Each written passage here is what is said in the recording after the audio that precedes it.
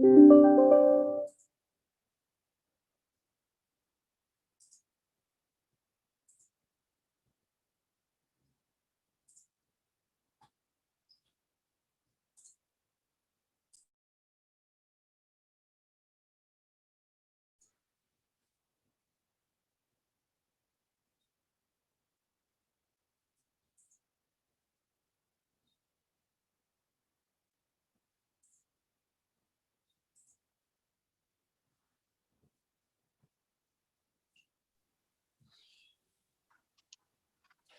morning. Good morning. Good morning. How's everybody doing? Doing okay. Can Are I we waiting a little bit for the mayor and David to try to get here, or? I don't know. They're both going to be late. What do you all Is the think? mayor on the stormwater meeting? No, he had physical therapy. Okay. David was at the doctor too. I talked to David. Yeah. Okay. Well, you want to go ahead and get started? Let me ask you this. Are we live and recording? Yeah. Okay. From our last meeting, you guys are going to meet with the directors again and then come back with what they asked for the moon, and then you were going to narrow it down and come back and tell us that information. So is that where we're going to start today? Sort of. Sort of. Three Okay. main things. We're going to look at our revenue projections. Right. We're going to look at where we've kind of settled on some salary adjustments just to keep you all in the loop and see your feelings on that. And then take all those new requests and tell you what buckets we've put them in as far as how we're going to handle those requests. Okay. Taking a little bit of a different approach. But Okay. it's not necessarily that we're telling everybody that we're going to fund everything, but what we're going to do is determine what's the difference between what we're going to get and what we've been asked to pay for, and put that into different buckets. And one of those buckets is save it for later. So we're going to have a save it for later bucket. Save it for later bucket, the defer bucket. Okay. But we're going to try to minimize that bucket. And I think that bucket's going to be kind of small. And I think the main reason things are going to be in that bucket is because we want to pay for it with dedicated revenue, like stormwater stuff. Right. Not necessarily that we can't afford it, but that it's okay for it to wait to a future date, in the near future. We don't want to do too much too fast, right? No. I mean, the focus this year is salaries. Yes. And people, but there's no question that we've got a lot of deferred capital needs. We've got a lot of things breaking down, need new trucks, new cars, new equipment, and we can't keep pushing that down the road. There's David. Can one of you send the email link to my home? I always copy it. Let's see. I think all he has, you probably just have to resend it. Yeah.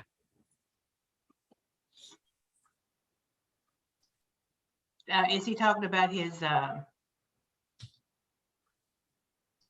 private email address, his personal email address? Yeah. Okay. But I always copy that anyway, so. Yeah.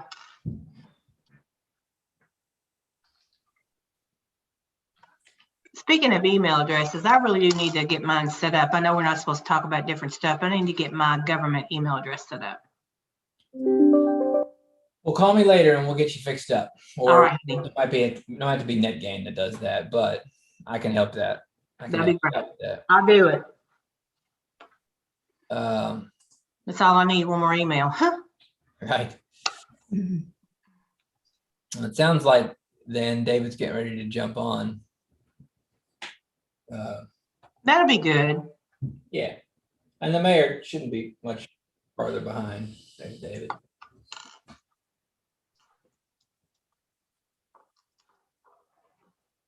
Good morning. Morning. What do you say, David? Hey, guys. Oh, Morning. We were just chatting a little bit about what we're gonna go over. okay. Stacy, you want to repeat that small list?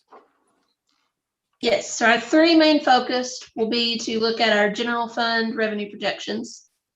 And we'll also touch on probably the 911 fund and environmental services fund on those if we have time. And then we will look at our recommended salary adjustments, generally speaking, especially with the big departments, and let you know what we've done there. And then we will look at all those new requests on the spreadsheet, and we will kind of look at what bucket we put those into.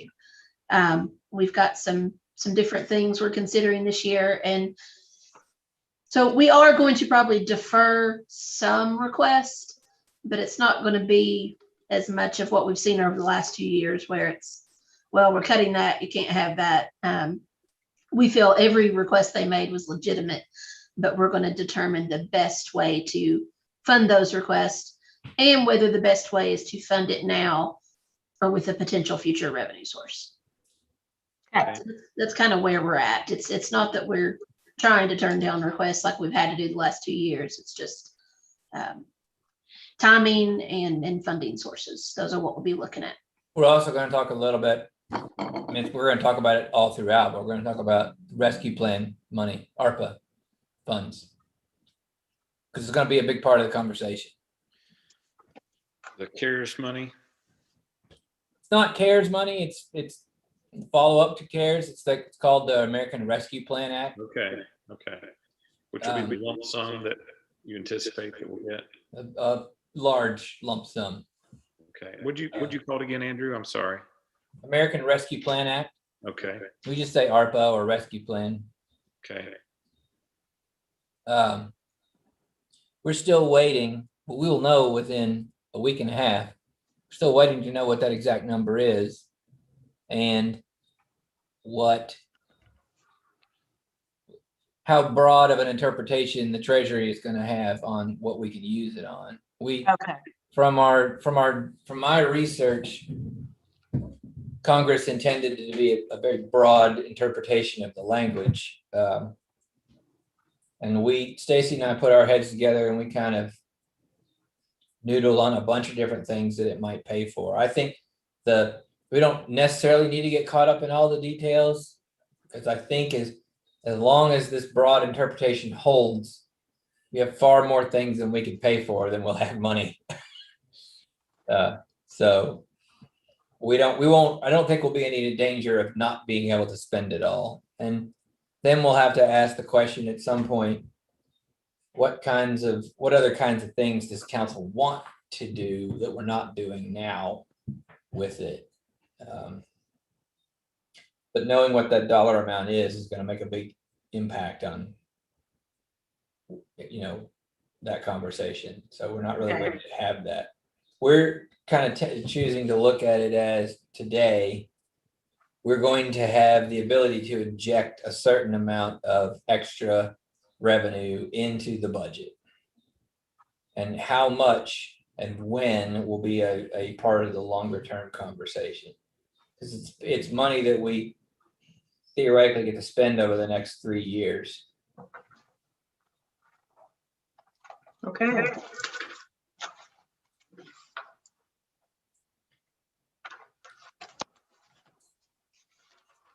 Well, We can go ahead and get started with revenue while we're waiting on the mayor if you want to. yeah, Stacy, why don't you go ahead and start with the revenue projections? Do I need to let you share? Yeah, you can share your screen.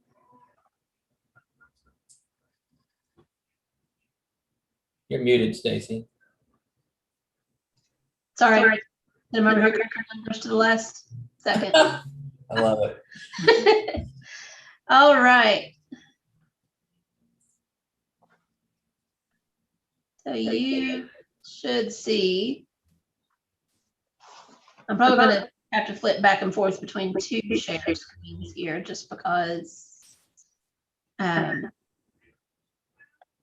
I want us to see some revenue projections I've been working on, so I'll have to switch between a couple. So actually, let me switch this. Let me stop this share. Let me share this other thing first. Am I echoing? Yeah, I'm gonna mute myself. I think that'll help. Okay. It's usually me or Andrew that's the issue because of the way we have our speakers are set up, but I'll try to lower my volume just a little bit. Maybe that'll help. Okay. So the first thing you should see here is the general fund revenue analysis that I present to council each quarter. The quarter ending March 31st, that'll probably be presented to council the same night as the budget presentation. But I've gone ahead and done some just general projections. So you can see in fiscal year 2020 that we brought in 12.6 million in payroll taxes. And the incentive for that year was about 1.9 million. As we know, our incentive was restructured. So now our incentive is about 1.2 million. So we're going to see an automatic $700,000 increase this fiscal year just from incentive alone. But if you look through, this is through March, and even March is not complete. There's still one more payment coming from the Revenue Commission for this year. We are $1 million ahead of where we were at this time last year. So like I said, about 700,000 of that can be explained by the fact that our incentive payments went down. Part of that is just additional growth. Our economy has thankfully, we've talked about this multiple times, that our local economy has not suffered as much as we thought it might during the pandemic. So with that, with us running about $1 million ahead of where we were at this time last year, I have budgeted 13.6 million for employee withholding for the upcoming year.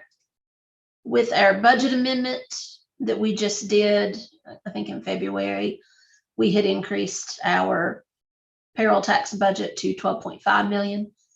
We said at the time that we did that we felt it was a very conservative adjustment that we were making to this year's budget. So, because yeah, we're about 10.3 right now. So, you know, if we bring in just $1 million these last 3 months, you know, we would be at 13.3 this year. In a couple of these months, we'll probably top $1 million because April was a 3 payroll month for companies on a biweekly payroll.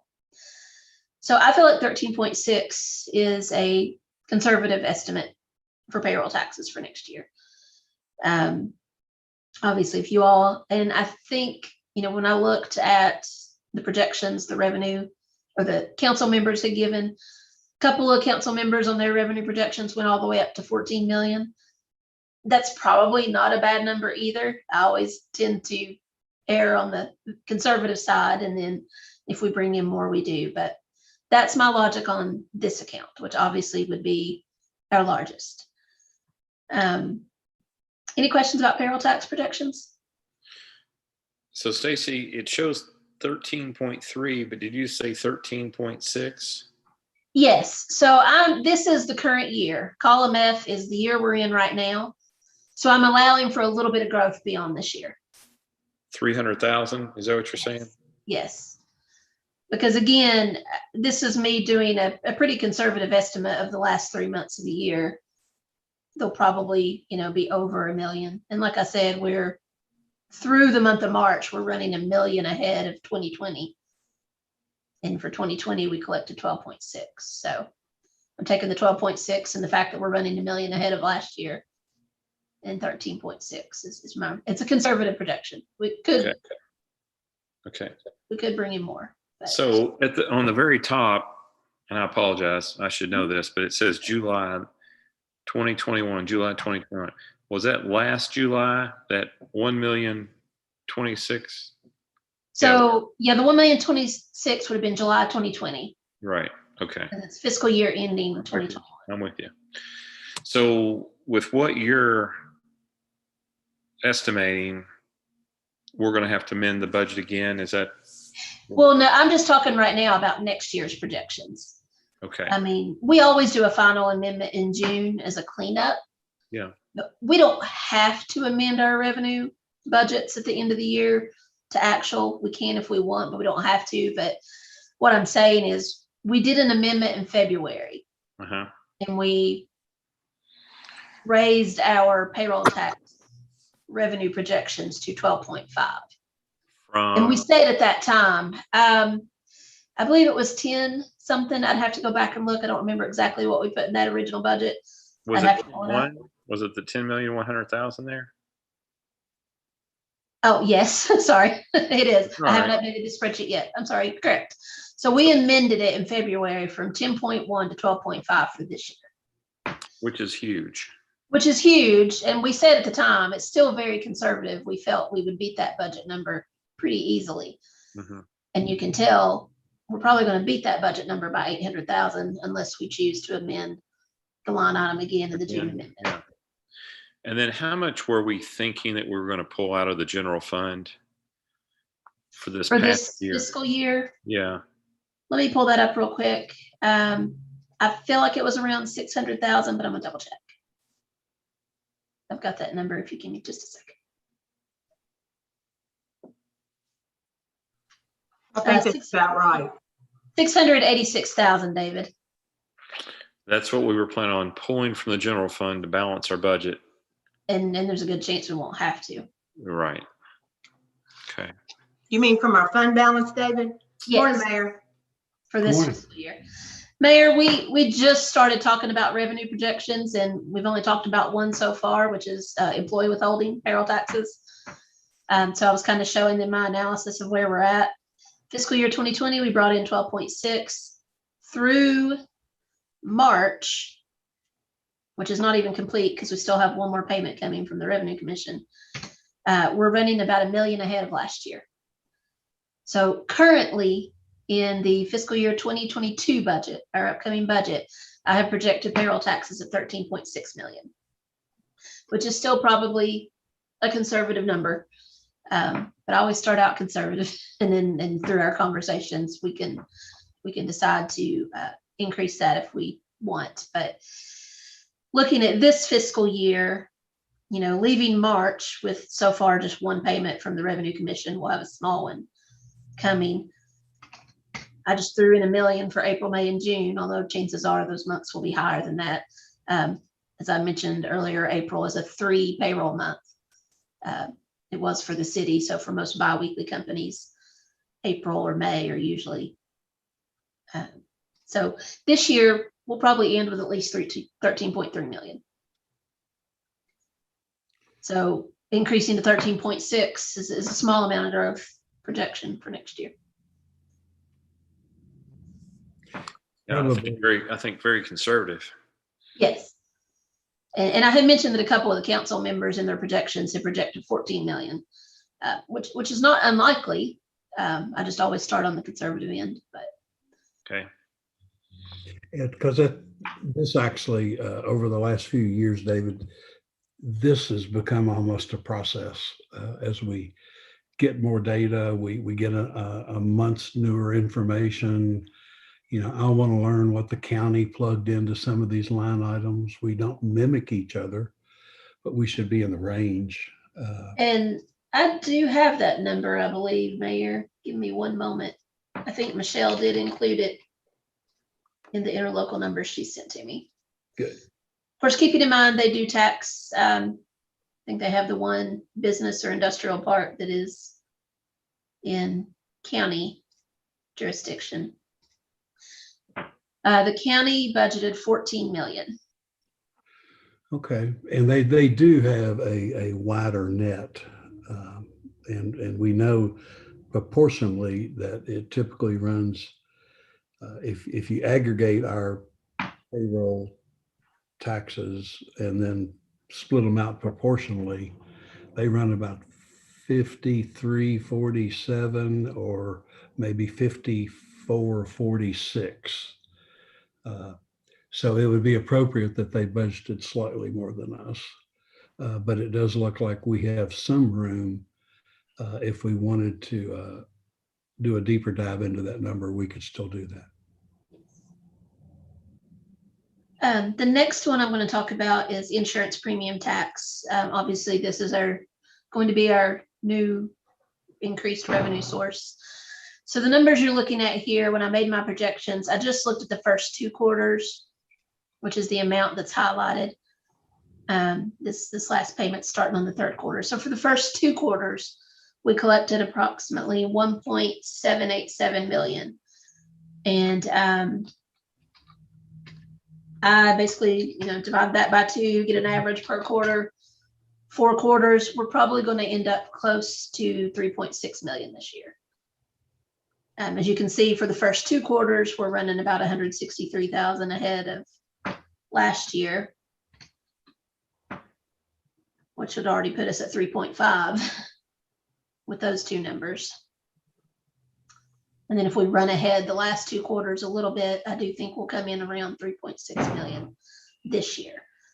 So we're going to see a 60% increase in insurance premium tax revenue because we increased the rate by 60%.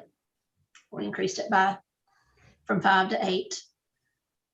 So my projection for next year was 5.6 million. So I think that is, well, 2,020,000. yeah, and I could probably increase that as I sit here looking at it myself. I think I increased that over this year's budget. This year's budget was 3.4 million. It's a little bit. Maybe I did 3.5. That's what it is.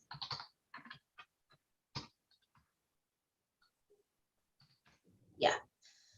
I was doing that 60% increase off of 3.5 million. However, it does kind of look like we're going to be closer to. Yeah, because this can be increased 60% of actual. Yes. And we'll probably be closer to 3.6 million. So, that would, a 60% increase on 3.6 million would be 5,760,000, which I don't think is an unreasonable number. So I'm going to update that projection that I had.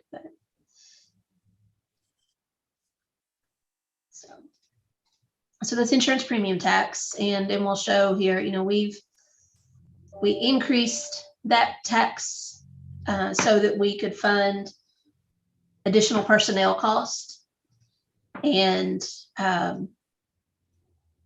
so we just wanted to, we are looking at that, using that money for that. So.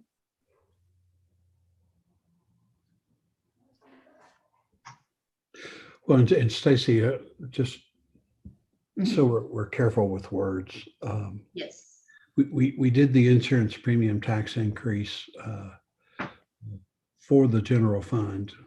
Yes. So that we could use it for the purposes that we outlined. Right.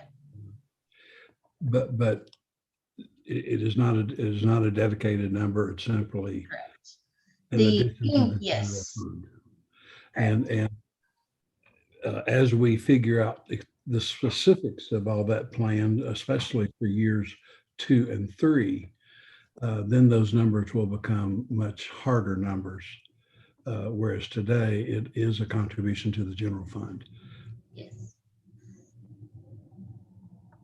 So we're anticipating about a $2.1 million increase in that revenue line item. Net profits. This one I probably need to dig down into a little bit more. I may be a little too optimistic on this one, but so looking at our collections, so our collections through April are 2.6 million. However, we know we've got credits sitting out there, and I hadn't had a chance to update this. Scott did email me later yesterday afternoon, and I believe that credit number has gone from about 1.2 to about 1.8. So we do have more companies. Yes, it's 1,860,000. So we do have more companies carrying a credit balance with us than we did at this time last year. So I may need to update that one. Because I originally had put 1.4. So this one's tricky. Andrew and I talked about it a little bit yesterday. We've gotten a large amount of payments in the month of April. Some of those are estimated payments. So they're filing extensions for their 2020 taxes, and they're making estimated payments with those extensions. And then, so we still don't know what the final number on their returns will be. And then some of that number, I need to dig down. Some of that number actually includes a few estimated payments for 2021 as well. So they're going ahead, and a few companies are making, and these are the smaller companies. These are not the companies that usually have millions in net profits. These are the smaller companies that are making some net estimated payments towards next year in this number as well. Stacy, that 661 number might have some returns that are subject to the credits or refunds. Yes. And that's why, like I said, I hadn't had a chance to update this number quite yet. So, we're talking about looking at this column here. This is looking at this year. This is looking at fiscal year 2021. But we know if they're filing extensions on returns, those returns are not going to come in until either October or November. I know the federal deadline was extended to May 17th. I believe that's the day. I know it was in May.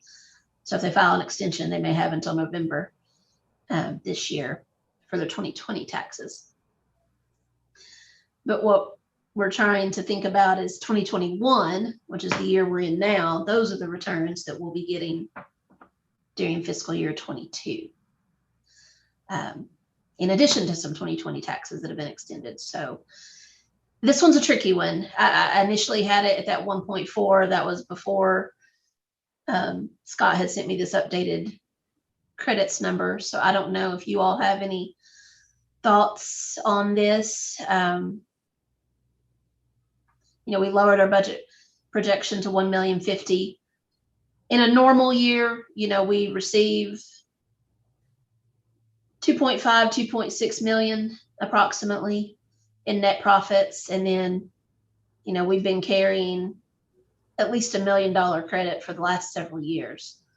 So we've always had to deduct that from our end of the year revenue, which would leave us with about 1.5, 1.6. So, if we were looking at this as a normal year, I would say we would budget 1.5, 1.6 million for net profits. The question. Yeah, I'm comfortable with the 1,050,000 right now, to be conservative. If that's what you're saying. Well, this is what we budgeted for this year that we're in right. Are you talking about for 2021? I'm talking about for next year, for 21, 22 numbers, but we're talking about next year. So the question would, be, all these companies that are carrying credit balances, potentially with their fiscal year 19 or fiscal year 20 returns, when it comes time to file 2021 returns, will they owe us enough to eat up those credits? That would be kind of the question we're kind of going to wonder. That makes a difference. Well, I think this is an exceptionally difficult year to forecast that unless we have some really good insight from, a couple of our corporate partners. I mean, with all the PPP money and then businesses being shut down, just everything that's happened, it's kind of hard to figure it all out. At least that's kind of my opinion. And I did mention, I'm sorry, go ahead, Connie. No, I just said that is true. I did yesterday afternoon when Andrew and I met, I did mention I may call Scott and see, get his opinions as well, if he has any. Just the county budgeted 750,000 for net profits, just as a comparison. They've actually gone lower than we even budgeted for this year. Of course, I realize what I'm talking about happened, I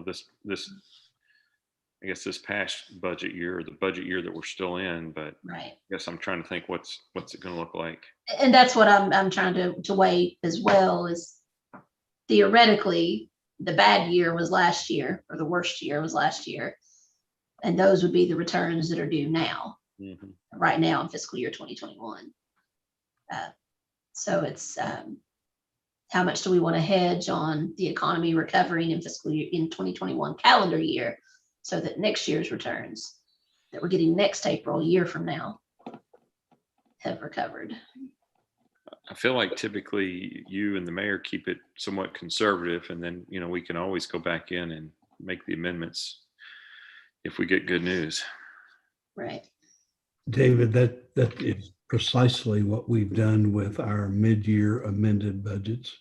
It's typically we have a better read on revenue, and then if we can accommodate more expenditure requests, then we can pick them up at that time. So I do think we've talked for some time now that because net profits is actually reflecting what our receipts are reflecting business activity that happened over a year ago, it really is hard to put this in the right financial year box and what our experience should be. So I think we're very cautious here. We've been so lucky that payroll taxes have been consistent in a time when we didn't think they would be. That's been just a gift to us. And because of that, we're able to budget those receipts not aggressively, but a little tighter to what we think is going to happen. And it should give us a chance to slack off this and just not really count on it. Good points, Mayor. So we maybe we'll come back with something that's in between what I think the county has been very conservative appropriately, and maybe we come back with something between their number and Connie, that number that you mentioned from last year. Sounds good, Mayor. Those are obviously the two revenues that I wanted, or the three revenues I wanted to talk about the most. I'm pulling this up so I'll give you a second. You can kind of scan through and see, what we had. I've gone through and done an analysis on each of these with what we've collected so far this year and how that compares. Property taxes are up a little bit. We've actually already collected $2,056,000 this year. So I feel completely comfortable projecting $2,050,000 for next year, because that's just what we've collected. And obviously we'll get a chance to determine that rate in the fall, what it'll be for the upcoming year. Motor vehicle tax, I feel comfortable with the $500,000 looking at our receipts. Just as we were sitting here talking, I put $1 million in the net profits, but we can continue to talk about that number. That's kind of in between what the county has and what I initially had in here, which was 1.4, which was probably a little too optimistic, but it's kind of in between their number and what I originally had, and close to what we budgeted this year. Building permits, I did increase those a little bit. From Jim had recommended 300,000. I did increase that to 350 based on collections. I think we're going to hit 350 this year. So hopefully we're at least going to hit that. We usually budget 400 or more in this account. So it is showing a decrease, but has recovered maybe a little bit more than we thought it would this year. We already talked about insurance license fees. Some other accounts where we've been able to increase a little bit are some of these franchise fees with the utilities. Kentucky American Water is up a tiny bit. The KU, it's up about 80,000 from what we budgeted this year.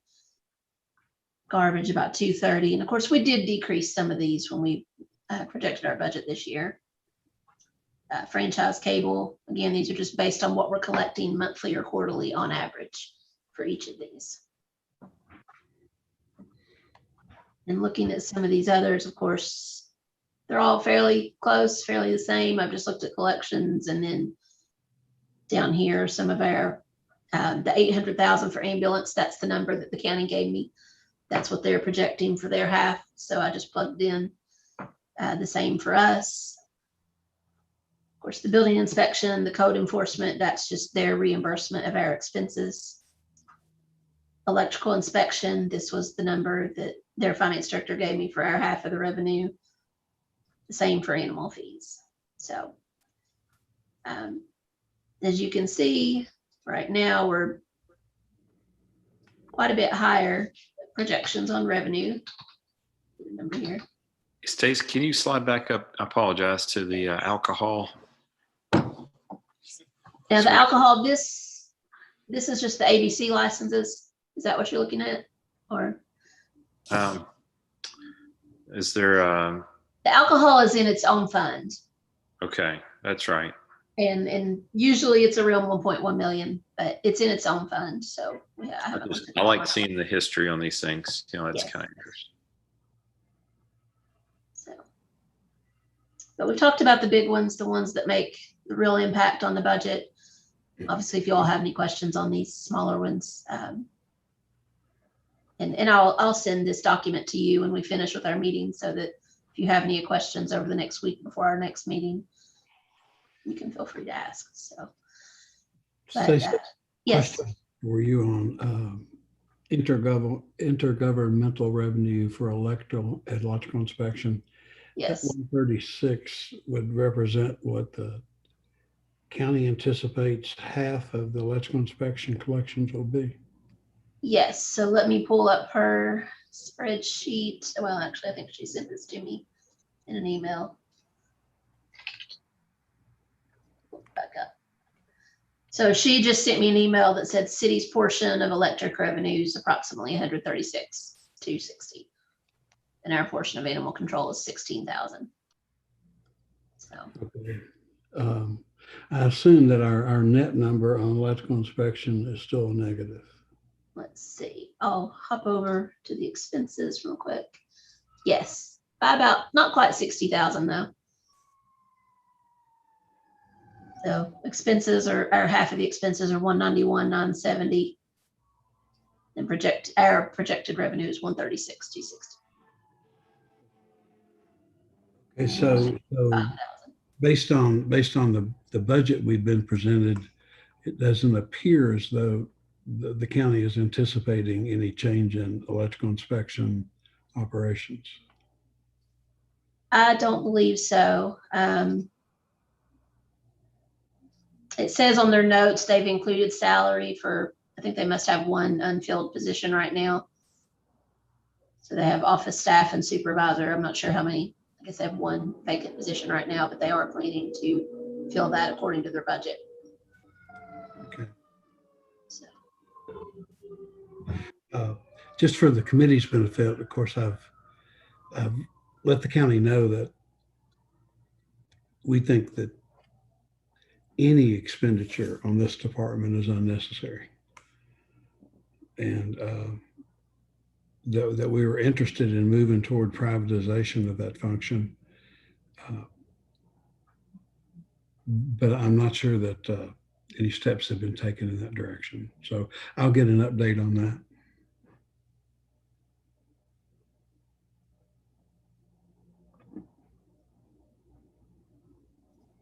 we'll quickly touch on revenues for environmental services for sanitation. That's a fund, obviously, that we've had a lot of conversation about. So I want to switch over to it so you can see the revenues for sanitation. So after again looking at our average collections per month, I've projected that at 2,150,000. And then you can see some of the smaller ones. This big number, this transfer from general fund, that's for stormwater. we're going to talk a little more, obviously, about that when we get to our new request and how we might handle some of those requests, which would lower that number, because this is a 1-for-1. Every dollar spent on stormwater is a transfer from the general fund. So we'll talk about that. But I'm going to go back to my summary page so you can see, and this still includes our requested, but for sanitation, environmental services total, obviously we've included salary adjustments for sanitation, but no new positions. There's no new positions in sanitation or recycling that are requested, just the salary adjustments. So sanitation is showing a negative $525,000 on their budget. 510,000 of that is garbage trucks. We are looking, number one, timing with that. We may delay those purchases a little bit, but if we decide we need to purchase new garbage trucks, it is possible to do that through our enterprise lease agreement so that we can spread those costs out and not have it hit all in one year. So that's something we're looking at there. And then of course, recycling, sanitation is picking up $133,000 of recycling cost. So as a whole, the sanitation budget is $658,000 in the negative for this projection. Again, that includes those garbage trucks right now. And we're going to talk about those new requests and show you which buckets we put them in just a little bit. But Connie and David, this has kind of brought about a fresh set of discussions about our sanitation efforts, and we're in the process of bidding a recycling option, and it's made us consider whether we should also consider going ahead and bidding privatization of collection, so we can know what that number is and consider that as an option. Because we're at this point where we want to have these kind of discussions, it didn't seem timely to buy two expensive garbage trucks. So we have talked about taking those out temporarily while we have other discussions and make sure we need to buy them. So Mayor, I agree with what you just said, in terms of, if that's the case, I mean, we can always come back in 3 months and 6 months. You know how that is. I mean, we don't have a specific set timeline on some things like this. So we just, maybe we would hold off on these a little while we got more information and made other decisions. So you'll probably see those taken out, and we're going to have that conversation with Robert so he knows that we're not taking equipment away from him he needs, but we may change the timeline on it. And we also think that we're going to be very close to eliminating the need for a recycling drop-off center if we have both the availability of curbside recycling through all of Georgetown city limits, and if we have a drop-off opportunity at Rumpke's new transfer station out on West Houston Way, then we think we've met our public need, or our need to offer the public recycling, and we can close that existing recycling center that has a net loss. Mayor, all that sounds good.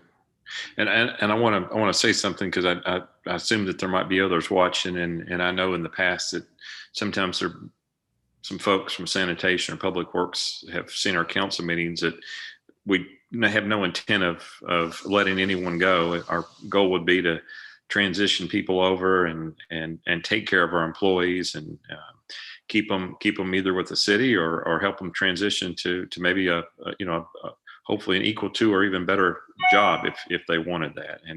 And I won't get into that too much. I know that's as much on your end as it is on our end. I wanted to share it. I think I have to add to that. It's only somewhat related, but we are in dire straits with the number of employees over at sanitation and public works right now. We have lost a lot of people, and we're having trouble getting people to drive trucks right now.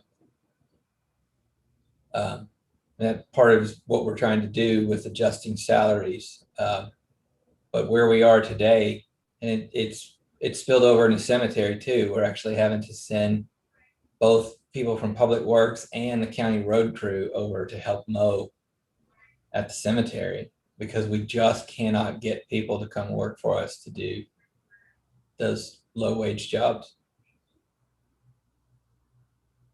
We're in a serious overtime situation in public works and sanitation right now. David made a point that needs to be emphasized. Thank you, David. We're not going to lay off employees because we may consider something like this. 2 points.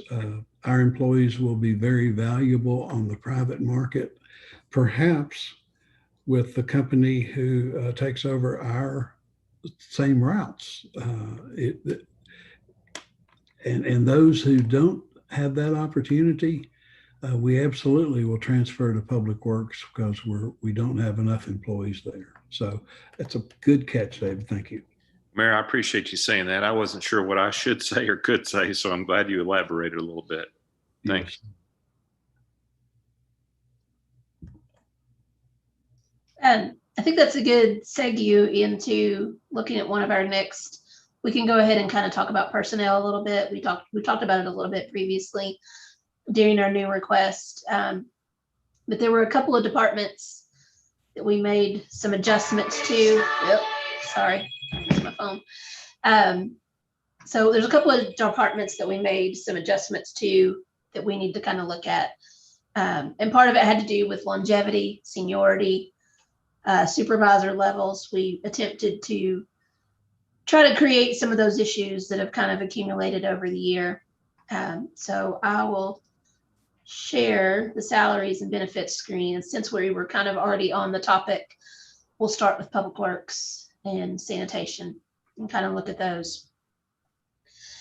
As we'd mentioned before, generally speaking for these departments, our current starting pay for a maintenance worker, sanitation worker is $11.98 an hour. We've talked to you about wanting to raise that to $15 an hour. And that's what a lot of these raises, when you see the raise, that's the $6,281.60, that represents that $3.02 an hour increase for our workers.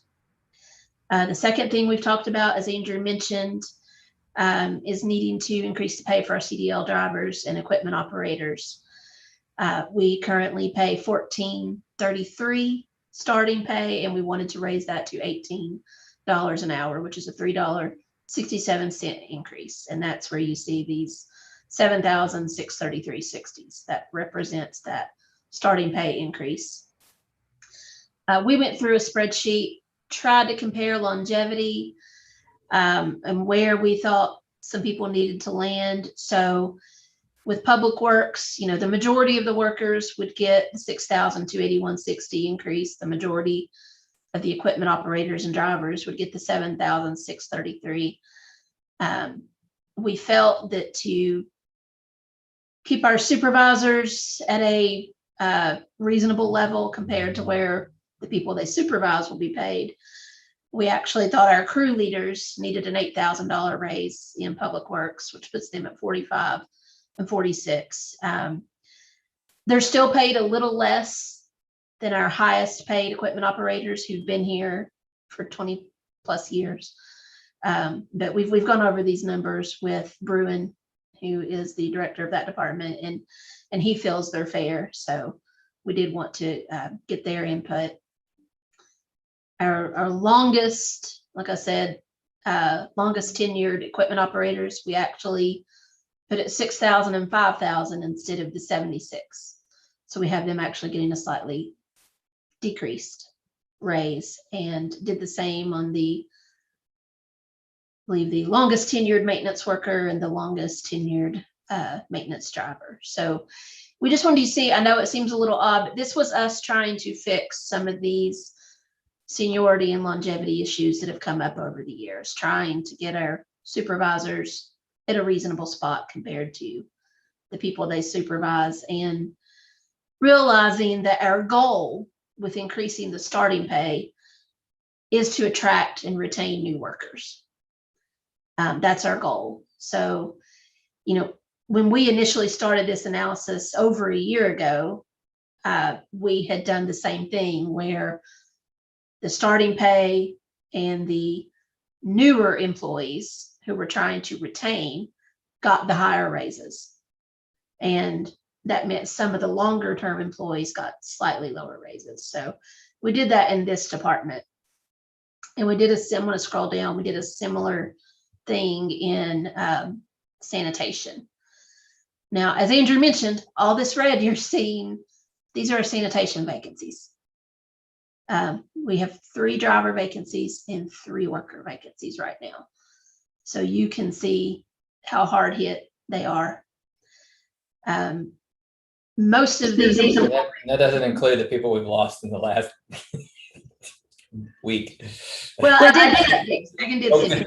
So hopefully this is current as of today. She did email me her new Okay.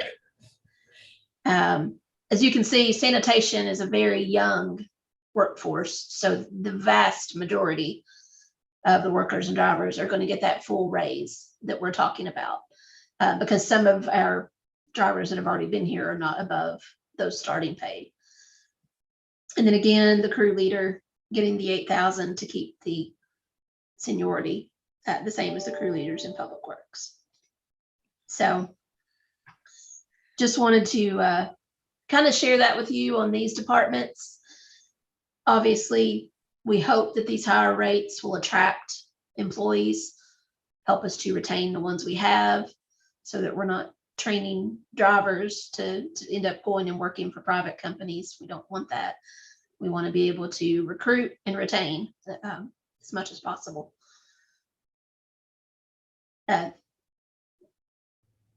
David and Connie. Cooper, no. Sorry.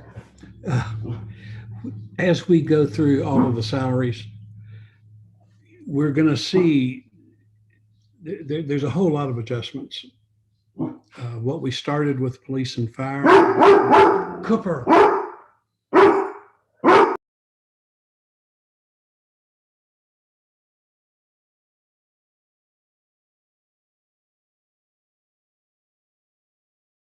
Between the mayor's dog and our fire trucks, we'll eventually get through this.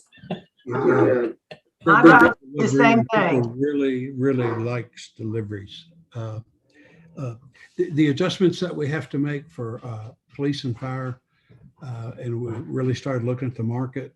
We knew that public works was hemorrhaging people. So we've talked in council meetings about raising those salaries.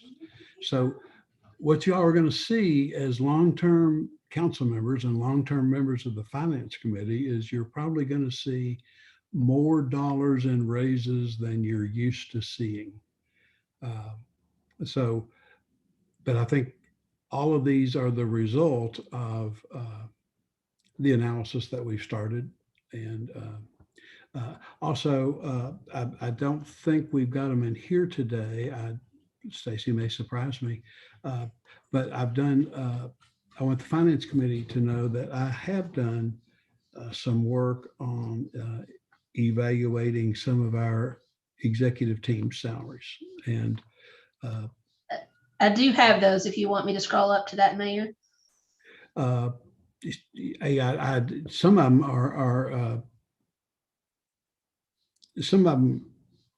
are large, but all are defensible.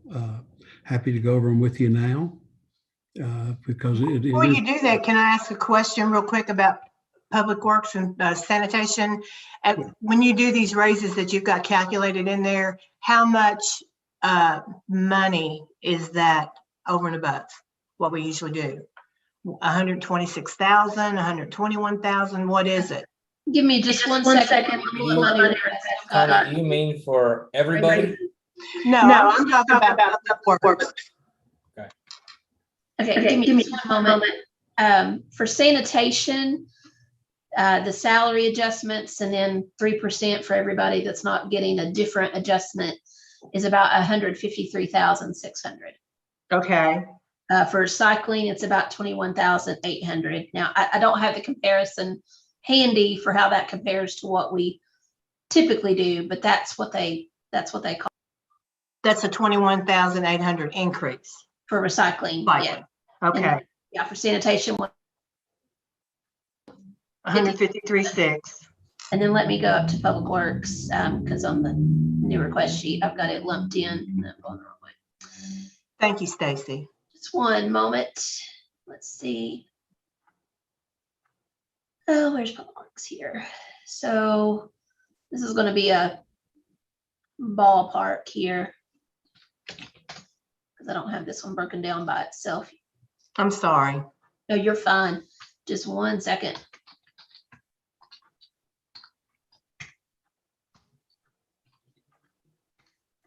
Public works, it's about 187,200. Okay. Now we can move on. Thank you. You're welcome. So over 300,000 combined, Yes. right? Just for those departments, yes. Okay.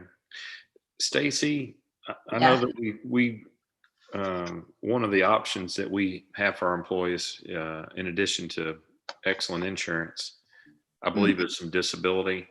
And I'm not overly familiar with how much that costs, but I know that that's been something. Yeah, I can kind of go over and show you this column U that you're looking at here is our Yeah. long-term disability. Yeah. That we fund for our employees. And so the formula is you take the salary divided by 100 times 0.34. So I think that's like 0.0034. Okay. Probably that's the formula. It's not an overly expensive benefit, but What's the total, I guess?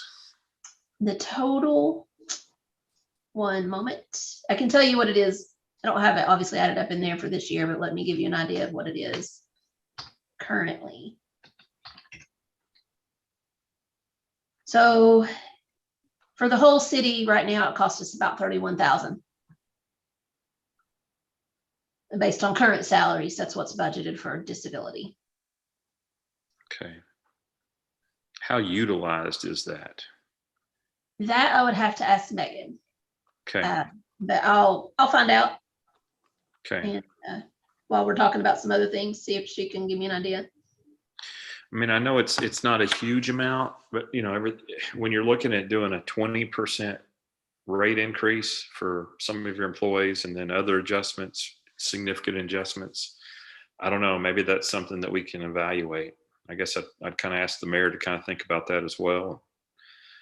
And I don't know if there's anything else that we can look at, but. Well, let me ask you this. Is it something that the employees, if it could be an option if they want to take it on themselves? It is with a lot of businesses, and Yeah, I know typically we have like our employees take the option of short-term disability. So, and then we're covering the long-term doesn't kick in until I think they've been out maybe 3 months. But like I said, I've sent a message to Megan to ask how often it's used. Okay. Typically, the employees are responsible for covering that short-term gap. And then this benefit that we've provided kicks in after, I think, about 3 months. But I'm just asking because I don't understand this world that well. What about disability? I mean, what's the difference between this and somebody applying for just disability? Well, Megan did respond, just to let you know. She said it's not utilized very often, maybe 5 employees a year utilize the long-term disability. So applying for disability, I would assume whether it be through Social Security or retirement through, the public retirement system disability. I know for the public retirement system, if I'm not mistaken, I think you have to have already terminated with your employer to be eligible to seek that. I don't think that you can be working and see if you can get disability and then retire with disability. I'm not as familiar with the Social Security disability requirements, but for the public system, I know that you would have to have already terminated. So for the long-term disability, this would be for our employees. Obviously, if they had some sort of illness or were undergoing some sort of treatment that might last 6 months, the expectation would be, like I said, the first 3 months of that, they're either going to use sick or vacation or a short-term disability policy that they purchased on their own. And then if they're out beyond that 3 months, the city pays that disability policy, and it is expected that they're returning to work. So this is not a complete and total disability. This is a extended illness, extended treatment type protection plan, where the employee would be expected to come back to work at some point. Obviously, if an employee is eligible for total disability, they would probably terminate their employment and apply through Social Security or the retirement system. Mayor, did you all have this, or how familiar are you with this from the county perspective? David, it's kind of interesting. These questions make me realize how little I know about our coverage, its usage, and even have a feel about the topic to respond to you. I've just been completely separated from it. But No problem. I understand. It's one that hadn't got on the radar. But I'll sit down with Megan and kind of talk it through and get a better understanding of how important it is to people, or how it fits into our overall plan. And then I can talk about it better, because I don't have a clue right now. No, that's fine, Mayor. I appreciate that. You know, the thing that I think I realize more and more is that employees seem to be far more focused on what the pay is versus the benefits. And I know we've done a good job. We've done our best at trying to emphasize and show, what the benefits equate to. But at the end of the day, I honestly, I think it comes down to the pay. And if we're going to, make what I think is a significant shift in pay across the board, maybe there's an adjustment with something like this, or a couple things like this that I don't understand that well either, but maybe aren't utilized that much, or maybe they have their own options for. So just a thought. It's something we need to learn more about and then talk more about. That's reasonable.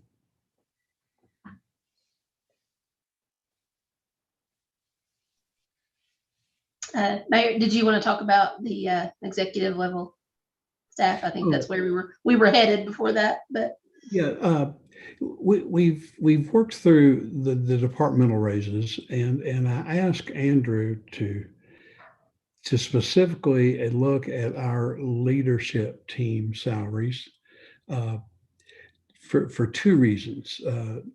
Number one, I want to make sure that I think we have a really good team, and I believe the council and the public believe we have a really good team. I want to make sure we keep them together and that we're being fair with them. I also know that sometimes I see on social media and other places folks that don't have all the correct information and who don't understand the professional job market will criticize me or the city or our team or you council members for what those salaries are. So I asked Andrew to let's take a look at what the market is. I had a sense that two of our people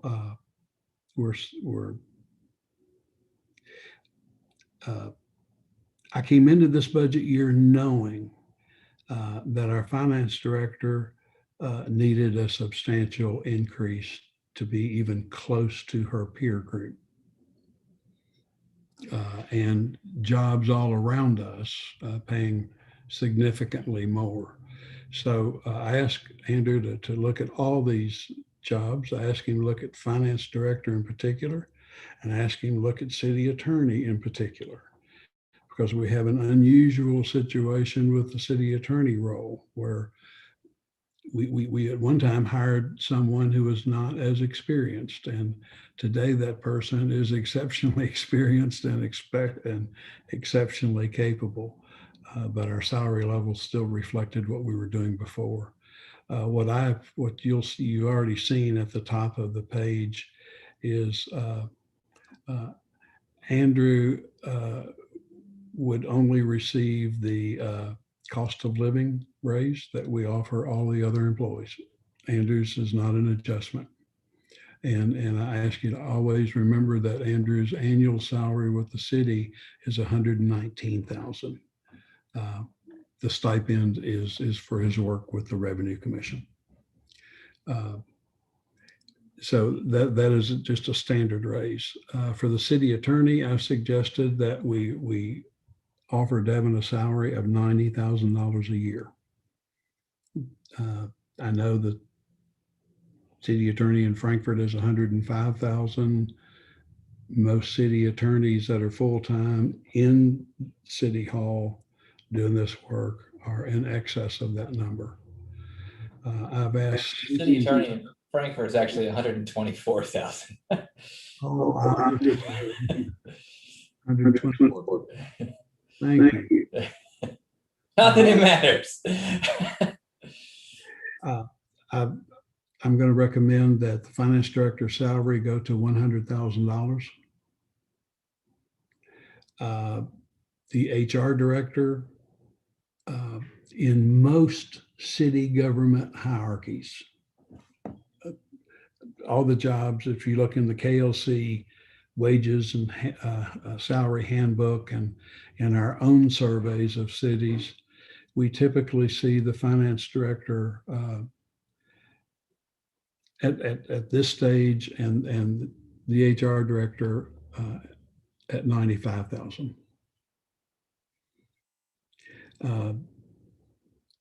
Those are the ones that I wanted to bring your attention to, and some of the raises are bigger than what we're correcting, some unusual situations. And you all can react now. I'd be glad to talk with you offline, and then we can reconvene this conversation 1 week from now in this committee meeting.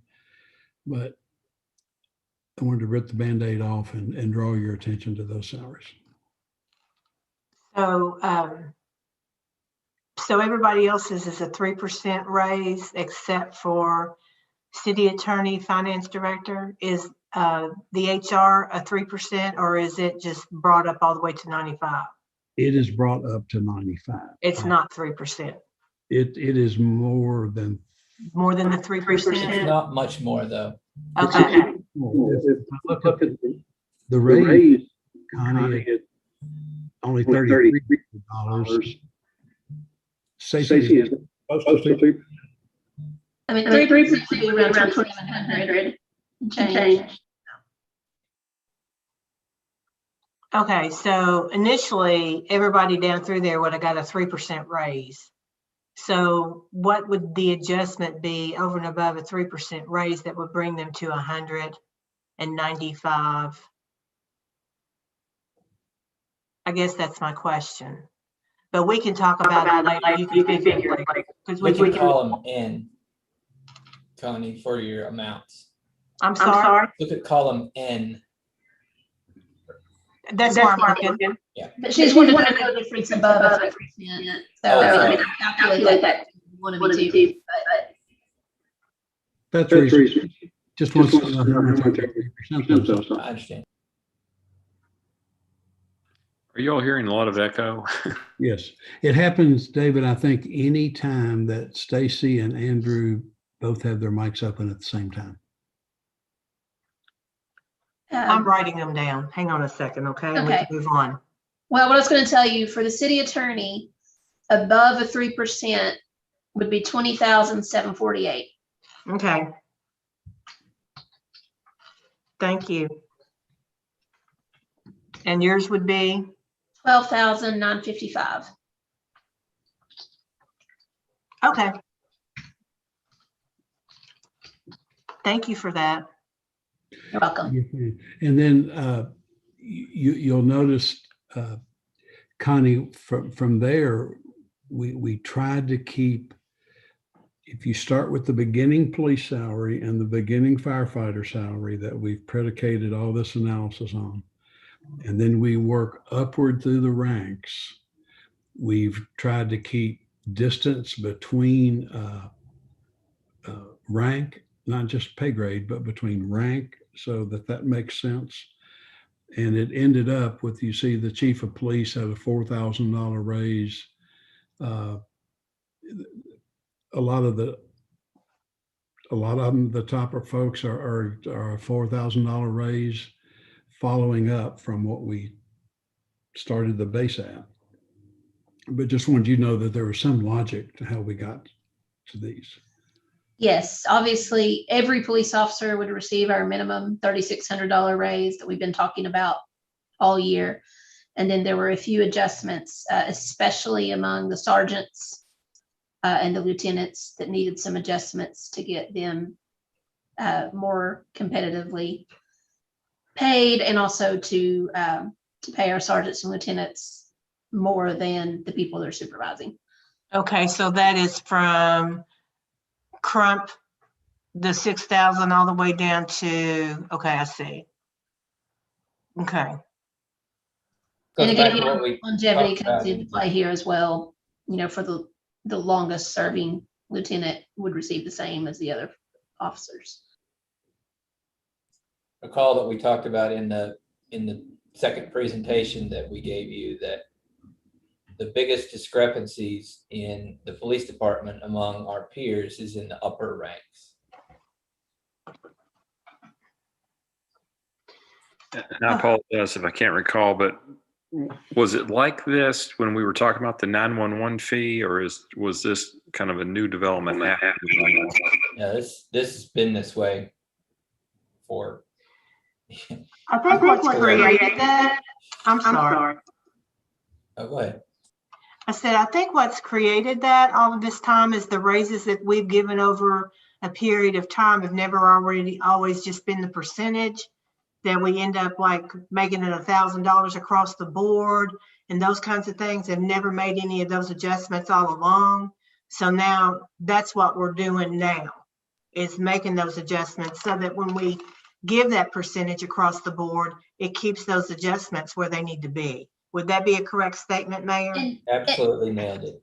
And part of it also has to do with how we've promoted, where we've, the police department has always kind of used a 10%. When you get promoted, you get a 10% increase. And unfortunately, that's created a little bit of discrepancy among the ranks, because if you have a fairly new police officer getting promoted and they're only getting 10%, it doesn't put them up where the rest of the sergeants are. So we're also going to address that philosophy going forward once we get it corrected, of how do we determine those salaries?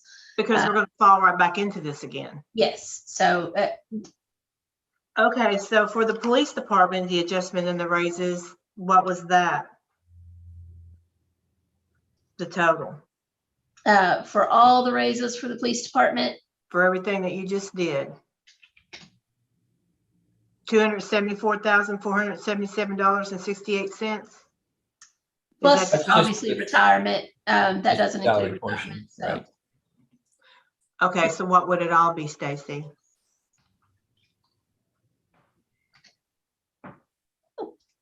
Fun. While Stacy calculates that, I'm listening. I want to say that the way that other jurisdictions take care of this, the way that they deal with the same problem that we have, the way that they keep it from getting there is, whether they follow a salary schedule or not, they split their annual increases to employees into two factors. And part of the factor is based on cost of living, and the other part is based on longevity. So if you keep it consistently that way, then you avoid getting out of whack with rank and with time here. Okay. But Connie, your earlier catch was exactly right. A big part of what this is intended to do is get this ship right, plumb again, so the salaries make sense, both with the market and with other jobs in Georgetown. And then we think we'll be in a lot better shape to keep it straight. But this is a specific effort to get it straight. And then hopefully we do a better job of keeping it straight. Okay, that sounds good, Mayor. All right. Connie, the police department salaries, I'm going to say a ballpark 400,000. And that's because obviously there are a few positions in the police department that are non-hazardous, so I haven't broken out the two different retirement calculations. Just a ballpark 400,000 with the raise and retirement, which is obviously the biggest. Okay, Benefit. that's good. Thank you very much for that information.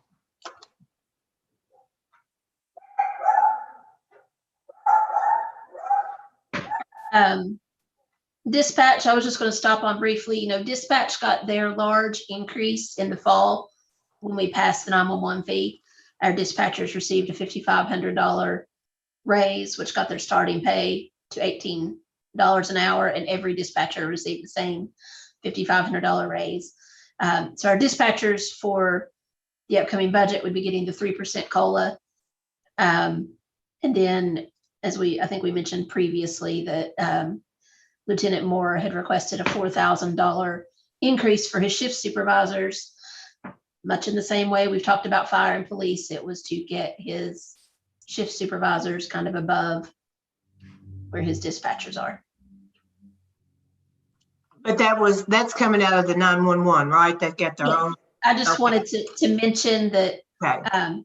they had already received their large adjustment in the fall, so they're getting mostly COLA like everybody Okay. else, except for the recommended increase for the shift supervisors. Okay. We'll go down to fire. We had made some additional tweaks in fire, and then Andrew met with Eric and we went over. So for fire right now it's in at the $6,919.68, which we have talked about previously, $3,600, which is the same that police is receiving, and then an additional $3,319.68, which makes starting pay for police and fire the same.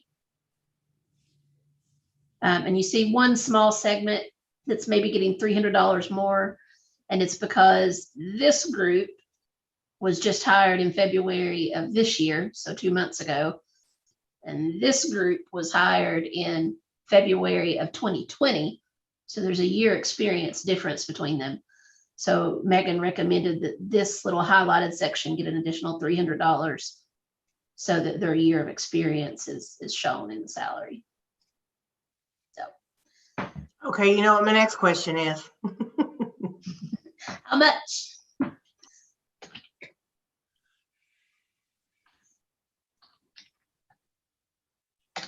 Is that 414,261.12 and then plus the retirement? Retirement. So it ends up being about 600,000. Again, that's a ballpark rounded number, but.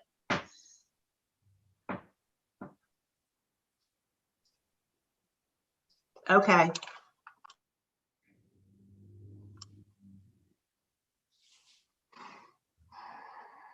Hey, Stacy, can Yes. you refresh my memory? What raise did we do for the police and fire during the 911? They each receive $5,000. So what you're proposing on top of the 5,000 is $6,900? Yes, and if you go back to our original finance presentation that we did in early 2020, fire was off from the average by more than police. $11,000. I recall that. So, and I apologize. I'm used to working in Excel. I keep trying to scroll myself. So can you, what was the police raise? What were we proposing? 3,600 essentially. Ends up being a total increase for PD of $8,600. And it ends up being a total increase for fire of 11,006, whatever that number is. When we go back to the 911 and add them together. Mhm. Correct. Yes, so Okay. 11,900 for fire and 8,600 for police. Okay. Except for a few exceptions. Yes, there are a few exceptions in police in the upper ranks where we've adjusted. And a few in Okay. fire for the 300, but yes. Can you scroll back up towards the top of the fire, please? So I guess we are there. So you don't have these. Well, yeah, you do. You've got, okay, I got it now. The upper ranks for fire are receiving the same as regular firefighters.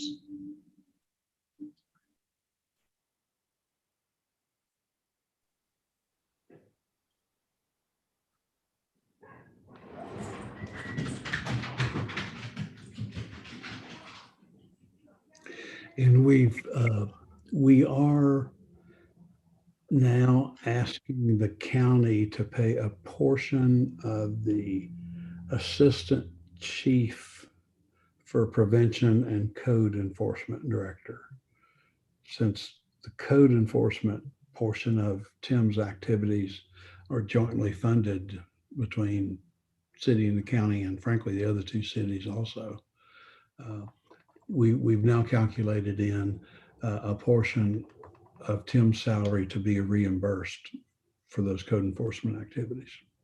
In fact, it gets real technical. It's 45% of 45%, I think, of Tim's salary is reimbursed by the county.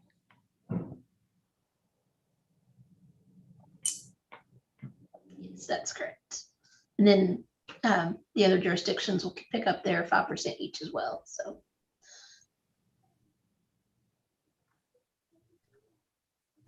If there aren't any other questions about salaries, I know there's a couple other small raises, but we've discussed those previously when we discussed the departmental's new requests, some of those smaller increases. So I was going to switch to the new request spreadsheet unless anyone has any other questions about this salary spreadsheet right now. No, I'm good. David? No, I'm taking it all in. He's probably reserving the right to comment later because you got to study it for a while first. I assume, Stacy, all this will be emailed to the Finance Committee. Yes. Yes, we will make sure they get it. And let me pull up the new request in just a second.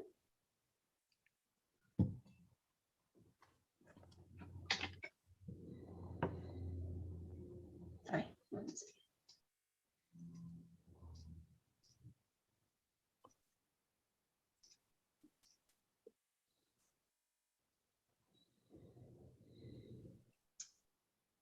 All right, so this is where we've been talking about, I think the mayor mentioned it at the last council meeting. I can't remember if we discussed it in our previous finance committee meeting, but talking about our new request and which buckets they're going to go into. So we've kind of come up with, obviously, the first column right now is just showing funded, funded in the new budget with current revenues. And then we have items that we recommend we fund with financing, whether that be short-term or long-term debt. We have some expenses that we've discussed might be eligible for ARPA. We have some one-time expenses that we would suggest funding with prior year reserves. And the reason we're okay with that is because we were able to increase our reserves at the end of fiscal year 2020 by around 4 million. A lot of that due to the CARES Act and being able to defer some expenses from the general fund to the CARES Act money. So we don't think we should be afraid, especially having delayed a lot of our capital expenses for 2 years, that we shouldn't be afraid to use it for one time. We don't want to use it for recurring cost, but one-time expenses. And then defer. And again, these are things that we would either defer to the next fiscal year or would possibly be deferred with an additional funding source that maybe we have not yet adopted or would look at. So obviously we talked about the CERS rate increases and the the estimated property increases, we pretty much have to fund those. Looking at the general fund right now, I've highlighted a few, but right now we have all the vehicles funded that were requested. We can talk a little bit more about those. Building inspection requested 3 new vehicles, which means their oldest vehicle would be a 2018, and that would become their backup vehicle. So they have a vehicle for each inspector. So there's 4 of them. And then they have 1 vehicle that serves as a backup if one of their vehicles is being maintained, or if they were to have a wreck or something. The 18 vehicles from police, those have already been approved by council, but they are requesting the 10 additional. Fire department's requesting 3. The fire and code vehicle, which is for that assistant chief of prevention, I believe. That's the one that will be split between fire and code, and that has already been approved by council. And then Public Works is requesting some additional pickup trucks. We've talked about the salary adjustments. This one's probably the most unique one. This is our total general fund salary adjustments and COLA. And Andrew and I went through and looked at our first responders. Andrew, I'll let you talk a little more about this. Before we go too much further, let's talk a little bit, let's just pause and talk a little bit about American Recovery Plan Act monies. Mayor and David, I think we talked about it a little bit before you joined, but we know we're going to get a sizable pot of money. It's essentially just our money. And we will know by the end of, but by May 10th, what that exact allocation is and what the Treasury's guidelines are on using it. We know in general what they say we can use it on.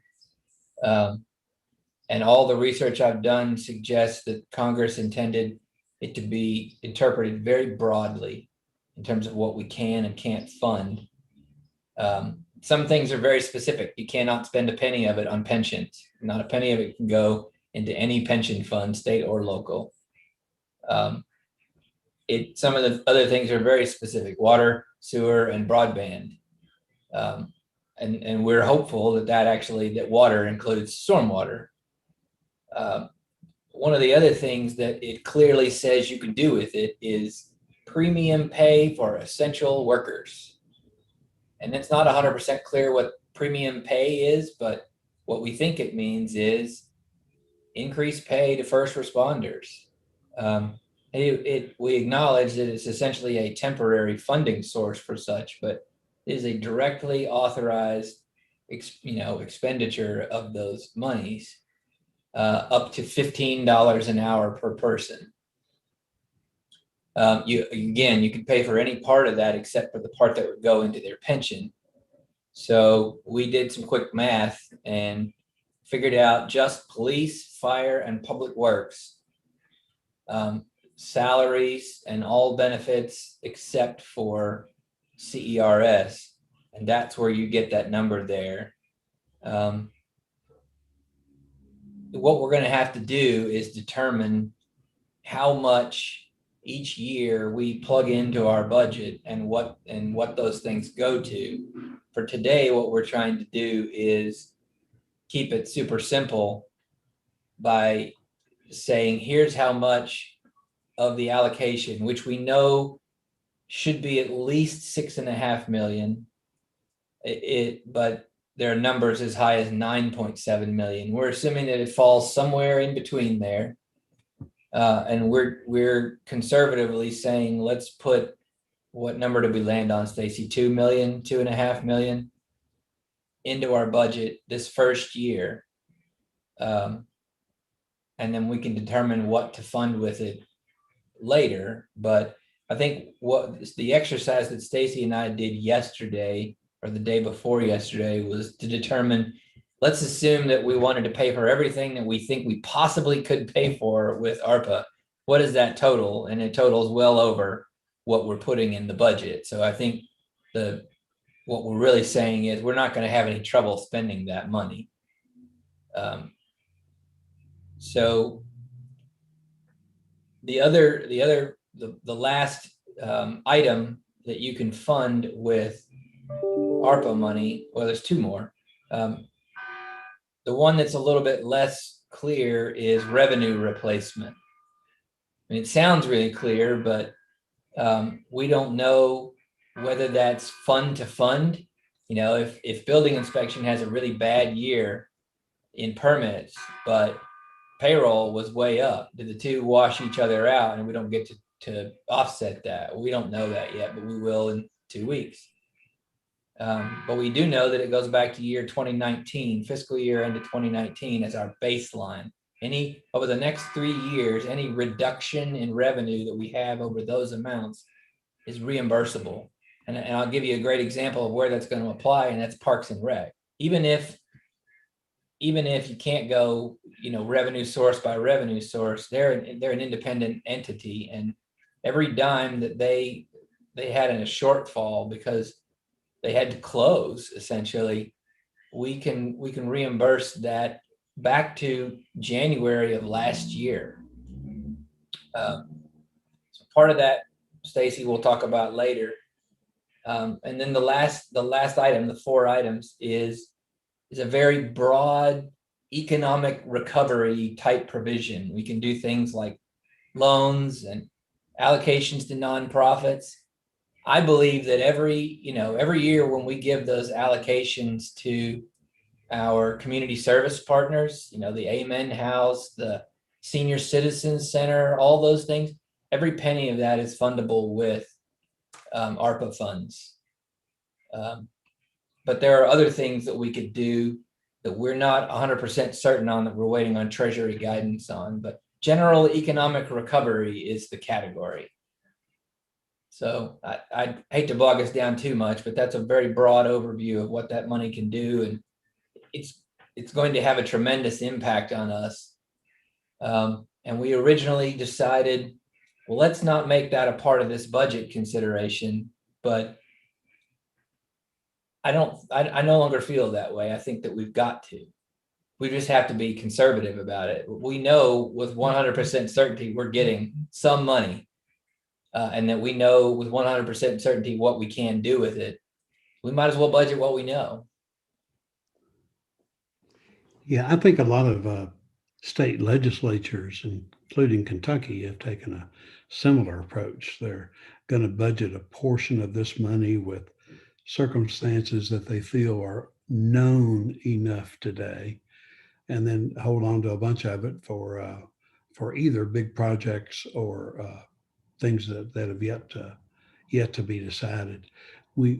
Andrew gave the perfect example. We remember our struggle at the end of our last budgeting cycle when we were so worried about Parks and Recreation's revenue projections and knew they were going to be impacted harder than what they had presented.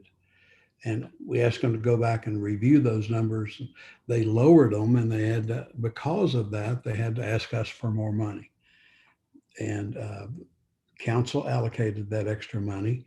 The court finally is matched up with that. So we're on equal footing with the court now.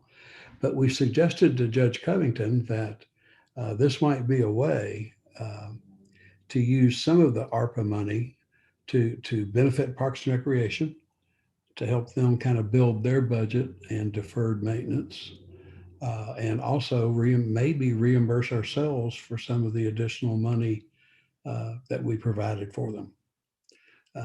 So it's just a new ball game, and I think that Stacy and Andrew and Devin are looking at this correctly, with expending what we know is safe in this year and keeping the rest of that powder dry for the next budget cycle, or for an amended budget when we know more.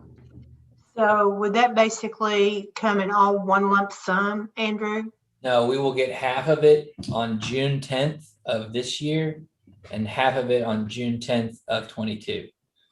Okay, so when we get that and discuss, will it go into the general budget, or would we put it in our fund balance? It has to go into the grant fund, essentially. Yeah. Okay. So Okay, Just like we did with CARES money, we'll put that into our federal grant revenue fund and we'll move the relevant expenses from the general fund to okay. the grant fund, And we thereby have until reducing general fund December, expenses. go ahead.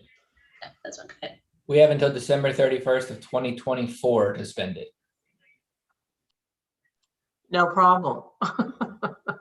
Okay. Thank you. So kind of going through and showing you, as Andrew already mentioned, and what this is allowed to be used for. So again, those frontline workers using that premium pay guidance, being able to use that for their raises and everything related to that, except for CERS increases. Right now, we have all of our requested positions being funded. I do want to make one clarification here on fire.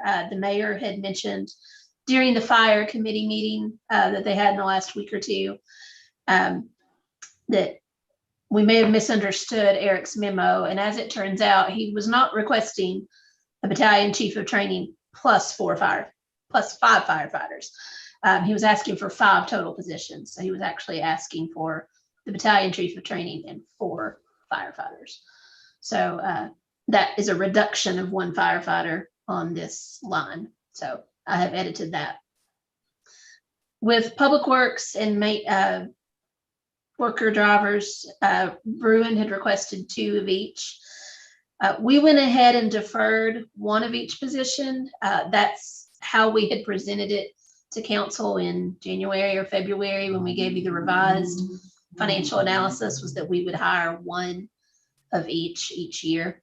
So for now, we have that in the defer category.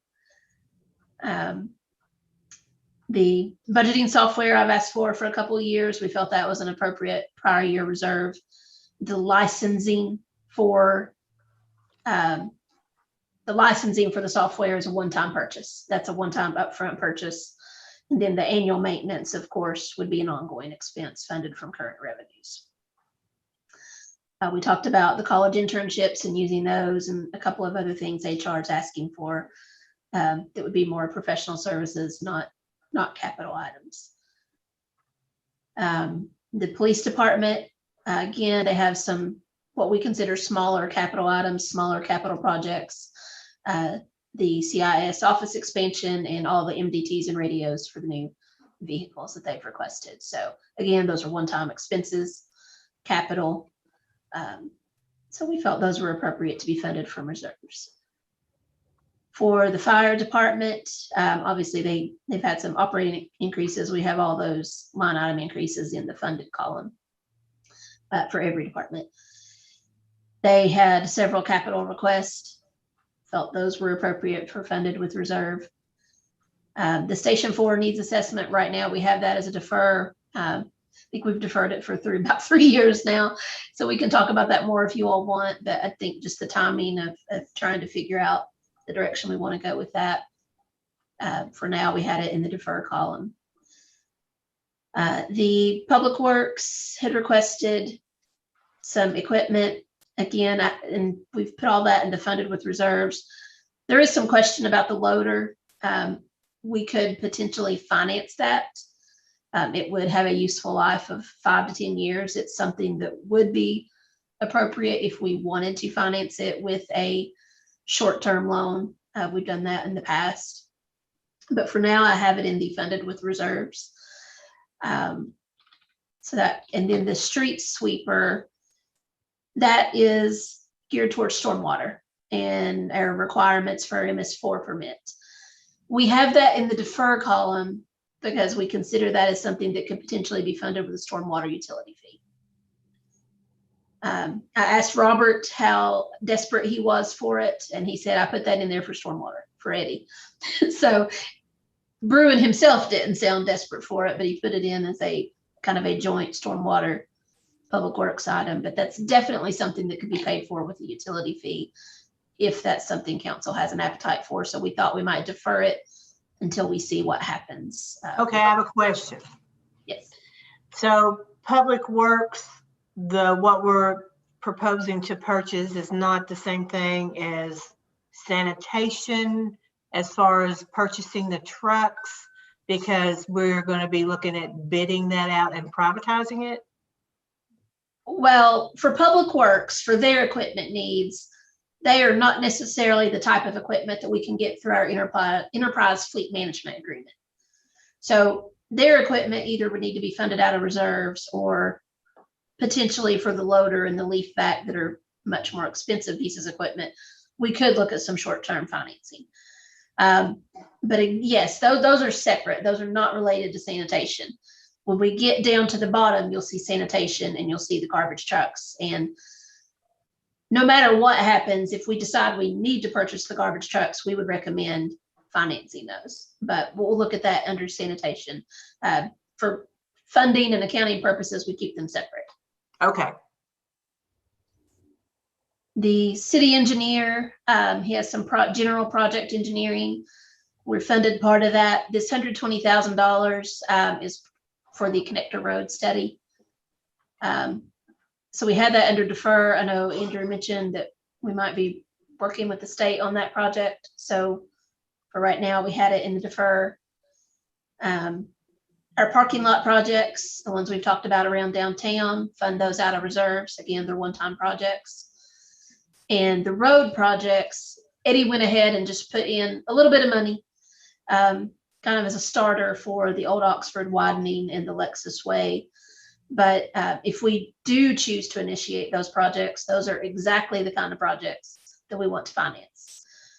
When we can finance the full cost, engineering, all of it from beginning to end. So we have those in the fund with financing column.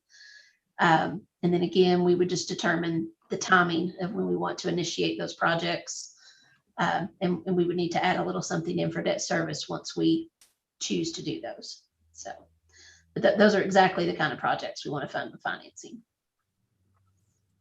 As Andrew mentioned previously, we'll talk first, but we did have 6 community service nonprofit organizations that requested increases. Again, these are increases over what we've previously funded. And I compared it to fiscal year 20 because last year we gave everybody a 10% reduction. So I compared it to what our historic funding level has been. So Transform Scott County asked for an additional 3, Amen House an additional 10. I believe that's a total of 20,000 for them, a total of 8,000 for Transform Scott County. The American Red Cross is new. They've requested 22,500. The Gathering Place has requested 5,000. That would be a total of 10. CASA has requested an additional 10,000, so that'd be a total of 20. And Elizabeth's Village has requested an additional 5,000, which is a total of 10.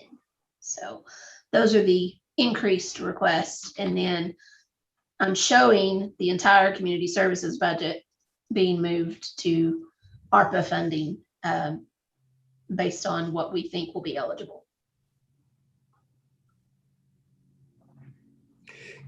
You know, Stacey, I appreciate the option of being able to fund these community groups with ARPA money and not take it directly out of our budget. But still, I'm concerned about allocating agencies double what we did in the previous year. Yes, and obviously we can, we need to discuss what you all want to do. Right now, I just have it in here because I usually obviously let you all make those calls on what you want to recommend. So, Mayor, I agree with you on that, actually. I mean, we all have to be, we know there's a lot of need, but 100% increase and from us, given what we're wrestling with, just, I'm not sure it's. And I do have the county's budget for community services. And what is that? So let me pull up. Well, you know, Mayor, now the American Red Cross, I know that's a new one, but I know that they're pretty good. I'm not opposed to adding Red Cross to our city budget, really.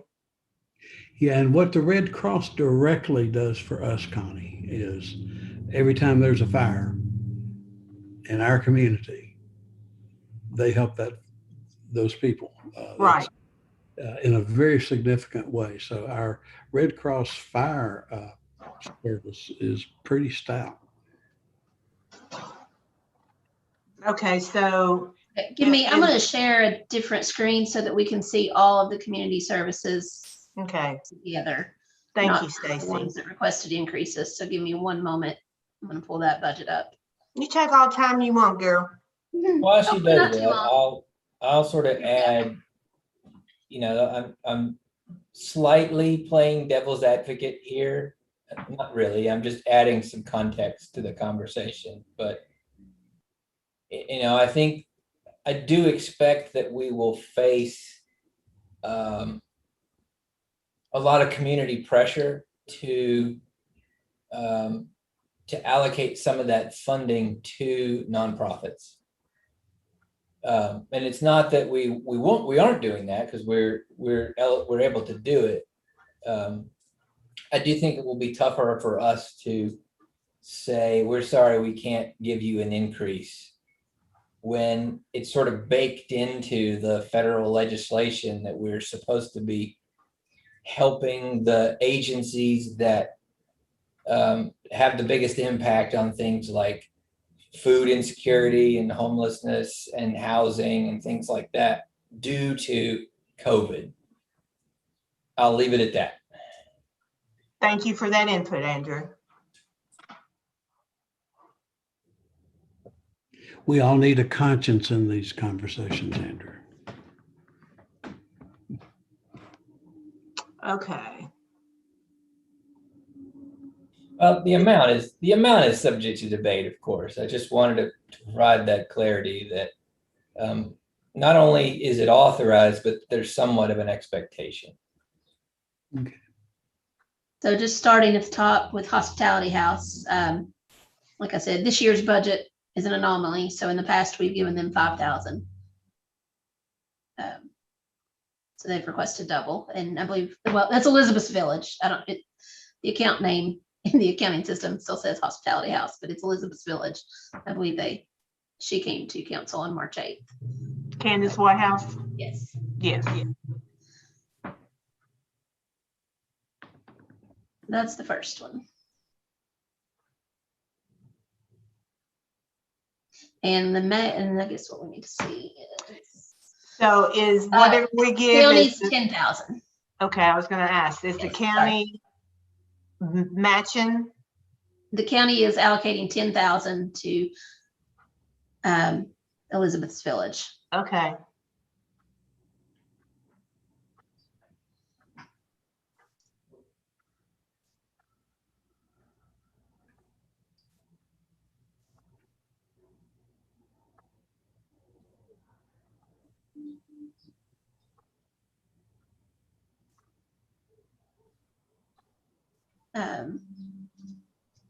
So that's that. This one asked for an increase. Let's see, Transform Scott County requested to go from, like I said, we used to give them 5. They requested to go to 8. The county gives them 10,000 for Transform Scott County.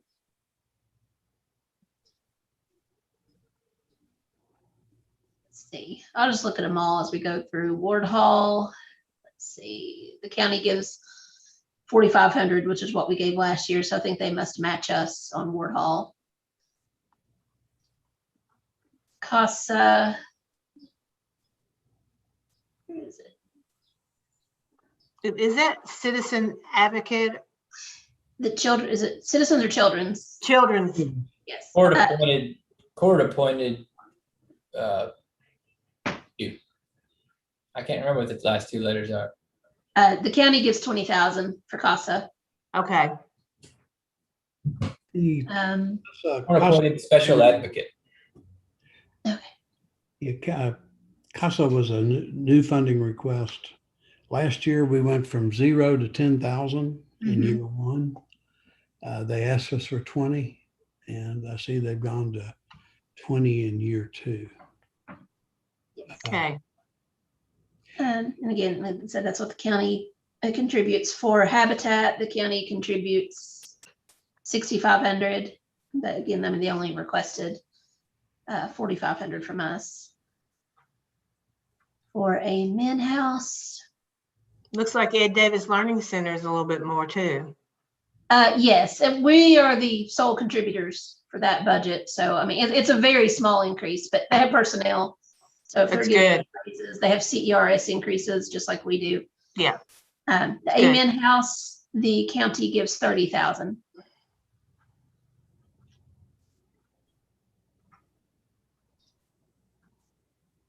Gathering Place, the county gives 20,000.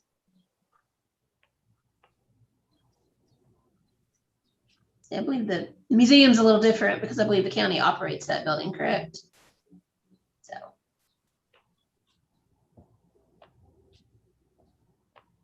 Let's see. Of course, historic Georgetown's a little bit different because that's what we use to replace our Main Street program. Let's look at the other big ones. The airport.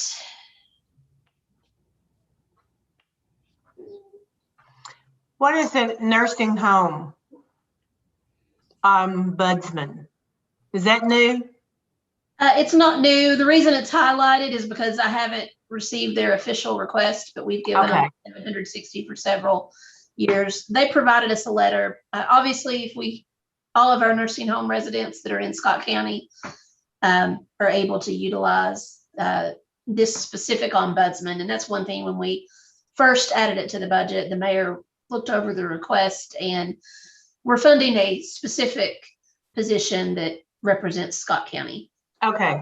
It may represent other counties as well, but it's not just going to like the state organization as a whole. There are representatives dedicated to each county for our nursing home residents if they have issues. The airport, I don't see it on the list that Michelle gave me for the county, but I think it may be because they include it in a different line item than their community services. So They're somewhere between 50 and 100,000 to the airport. The county? Yeah. And that's what we used to be as well. We used to match that dollar for dollar. Yeah. Yeah. We fell off, the county kept going, and ours was actually down to 0, Connie, and we built it back up to this 15, but we're a long way. I remember that. let me look at the next. The Education Foundation, do they have that one here?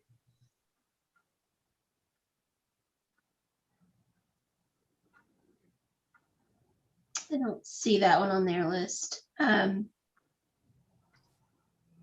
then the senior citizens, which we've talked about quite a bit. We had initially cut them down, I think, to equal to what the county gave, and then we brought them back up to our usual contribution. If you'll recall, we received that request from late fall or maybe around December. Yeah, I remember. Received the request for additional funding so that they could continue. I believe it was their meals program. And again, that may be one that the county has in a separate budget line item because it's not on the list she gave me. So generally speaking, now we've gone through what the county contributes. So I don't know if you all want to let me know, if there's any of these that we feel strongly about reducing or funding based on what their new requests are. Okay. So with the new request, Stacy, what is that amount? Well, we're going to do it with the, if we do it, the higher requests that will come out of the rest. Yes. Okay. The total new request for our community services, this doesn't include Ed Davis, but just the community organizations, is 35,500 in additional or new request. 35,000, that's it? 35,500. And again, that's, the hospitality house, Transform, Scott County, CASA. So it bumps our annual contribution essentially $500,000 a year. Okay. If we go through with all this and the council approves it, with the ones that we're making the larger contributions to, you think it'd be appropriate to let them know somehow, maybe put a letter in with the check that they received, that we're using some of the money that we're getting from the stimulus and, may not be able to do this in the future?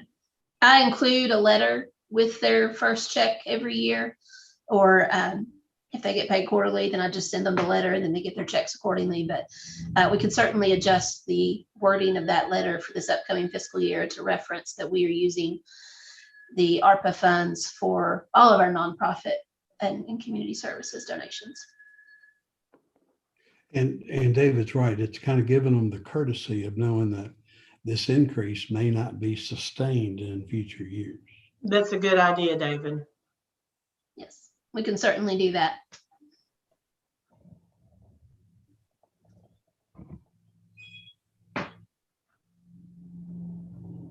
Okay. All right. If you all don't want to make any changes right this second, then I'll stop the share on this screen and go back to my new request. No, I don't care to make any right now. So we've talked about community services. We've talked about Parks and Rec. We know the big increase came last year due to lost revenue. Their increase above the 2021 budget was $44,914, which in and of itself is not a overly large increase. But of course, last year is the one where we saw the biggest. And as Andrew mentioned, I believe we can go backwards on eligible expenses. So for example, if 2021 is the year where we greatly increased our contribution to Parks and Rec to make up for their lost revenue, if we are able to receive our ARPA funds this summer, then we can reimburse the 2021 budget for some of those expenses. So, Well, while we're on Parks and Rec, let me ask you this. Is the pavilion open now safely with COVID restrictions in place? How is that going to affect water park? Are they going to be able to open it this year? Because that's where they got a lot of their funding. I'll let the mayor, Andrew. I have not spoken to her specifically about Cephaletta. I thought I had heard that it was opening, but I don't Give me want a to. second and I'll check. While he's checking on that, I'll briefly talk about Andrew felt that the ARPA funds, there's a category about, as he mentioned, economic impact and tourism. So obviously we consider a lot of our parks. I mean, that is partially tourism. So he felt that a lot of the capital improvements, and really one of the largest improvements they're requesting is a project to, I believe it's Brooking Park. I don't want to say that wrong. I'm going to find the Brooking, okay. Yes, and I believe I emailed you all Parks and Rec and P&Z's budget request. But I'm going to pull up their I capital. apologize. Do you care to shoot it to my home email whenever you have a chance? Yes, I will. You might have, and if so, I apologize because I think I did, but I can double check. I can look too. I'll share this real quick so we can look at Parks and Rec capital request. Their big one for the county was the playground equipment in Brookings Park, like a $500,000 item. And we've got a not as large, but the same type of expense at Davis Park, where that playground, that apparatus is really needing replaced. It's not as current as it could be, and they get a little faded. And I will say, I don't know why, but she didn't put the Ed Davis on her capital list. So I don't know if she's planning on making that request separately. This is the perfect time to do all of these upgrades on these parks and stuff while we have that money. Yes, ma'am. Yes. And Connie, in doing so, we take this ARPA money and let everybody feel a benefit from it. Right. I mean, we need to do big projects, but we also need to spread it around so the community sees the benefit. I agree. It's a perfect time to I think, to doll up some of the Ed Davis Park, some of the requests that they have asked for, that, it would be a perfect time to do that, to really vamp that up. And is the county asking for us to participate in the Brooking Park playground replacement? No. Okay. Okay, that's one thing. And again, I may need to look at her budget and talk to Kim. Of course, when she sends it to me, she just added it all up and she divided it by half. So if we are not supposed to contribute to the Brooking Park, then that would greatly reduce, because all of this adds up to the 878, and she had put Wow. half on the county. So that'll be a big adjustment. Well, It would be, but I mean, don't we're know gonna I get that, realized that. we're gonna get that money, and it's not like city people don't enjoy Brooking Park. So it might be something that we would want to think about, doing with the county as a good neighbor thing. Because they're not receiving this money. Do we normally not contribute to? the county's receiving way more than we are, Connie. Oh, I didn't think it was the county it was just cities. No, That was my county's gonna get understanding. as County's much or gonna get more. $11 million that they're already. Oh, planning on okay. spending on I apologize. Yeah. And there is a note here as well that they are seeking a grant to assist with the Brooking Park project. So I'm going to highlight that on my new request sheet for the capital parks. They're looking for, every year we typically do a land and water conservation grant with Parks and Rec, Mhm. 50-50 match, and we do some little project. The county's seeking a land and water grant to help pay for half of the playground equipment out there. But I think it's commonly understood that we take care of Cephaletta Park and the water park, and the county takes care of Brookings Park. And Okay. the city also takes care of Ed Davis Park. Okay. We probably ought to be, Take that out. we probably ought to double check. I mean, it sounds right. I don't have 100% certainty on whether we lump everything all together in their budget, or they say, well, this is a county only project, so we'd only ask the county to pay for it. I mean, we would have to assume the reverse is true with Cephaletta, and I just don't know. We can ask. I think those are segregated. I think those are kept discreet. Okay. Okay. Did they I say- highlighted that on my new request to look at, because obviously that would lower our capital request by 250,000 if that's the case, which is the rest of them are all small projects. And, we obviously in our initial review of the buckets that we were putting everything into, we put all of the Parks and Rec capital under ARPA. Looking at this list, we may have to determine whether some of these other items, such as accounting software, since that's more of a administrative cost, maybe that wouldn't be eligible, but it might be eligible on the revenue replacement side. If they had enough revenue, they could do some of these things themselves. But we know that's been a big impact. So I'm going to stop the share on this one and go back to my new request. Connie, to answer your question from earlier, there's nothing on their website about the Cephaletta Aquatic Center, but my understanding is they're operating the pool at the pavilion currently. People are able to go there and swim and socially distance and all that. So I don't know why the same couldn't apply to an outdoor place. We don't have any info on it, but I think the assumption is yes, they're going to try to open. Okay, that's good. I'm glad to hear that. Again, with planning and zoning, we did put that and funded with ARPA. When we met with Joe, they have had some revenue loss a little bit, kind of like building, inspection has as well. So we would, I think, look at that. And then Andrew mentioned planning and zoning also falls under our economic activity as well, I would think, development and such. Interlocal increases for ambulance, we pulled out the capital request for ARPA, which would be our half of the ambulance, and then I think it's the cardiac units or the they're buying to go in their ambulances as well. So that was something that Andrew felt we could potentially carve out and pay with ARPA. That's good. And then, of course, just the general line item increases on those departments are shown as funded. Of course, I have our debt service mainly due to interest rates on our variable rate debt. We're actually right now showing a decrease in current debt service payments over last year because those interest rates have dropped back down. And then stormwater, even though it lives in the environmental services fund, it is funded by obviously general fund dollars. So we wanted to show it here. This is 50,000 for, I believe it's the Bourbon Street engineering.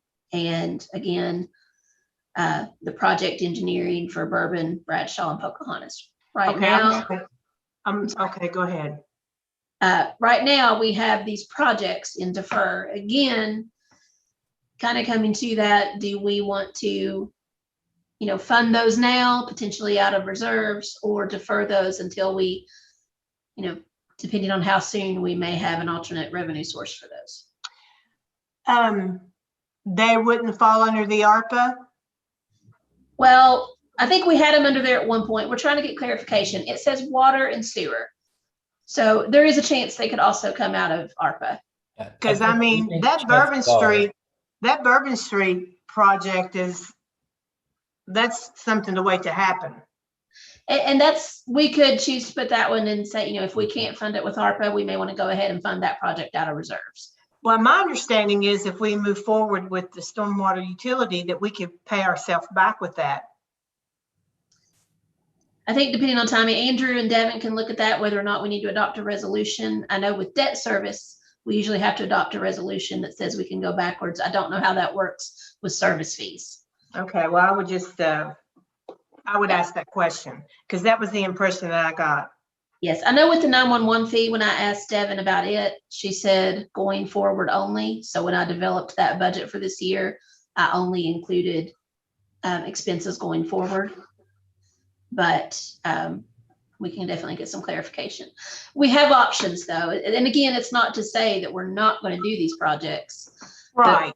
We don't plan to fund them out of our current general fund revenues. Whether it's ARPA, whether it's funded out of prior year revenues, or whether we later this year have another revenue source available, such as a stormwater utility fee that we can use.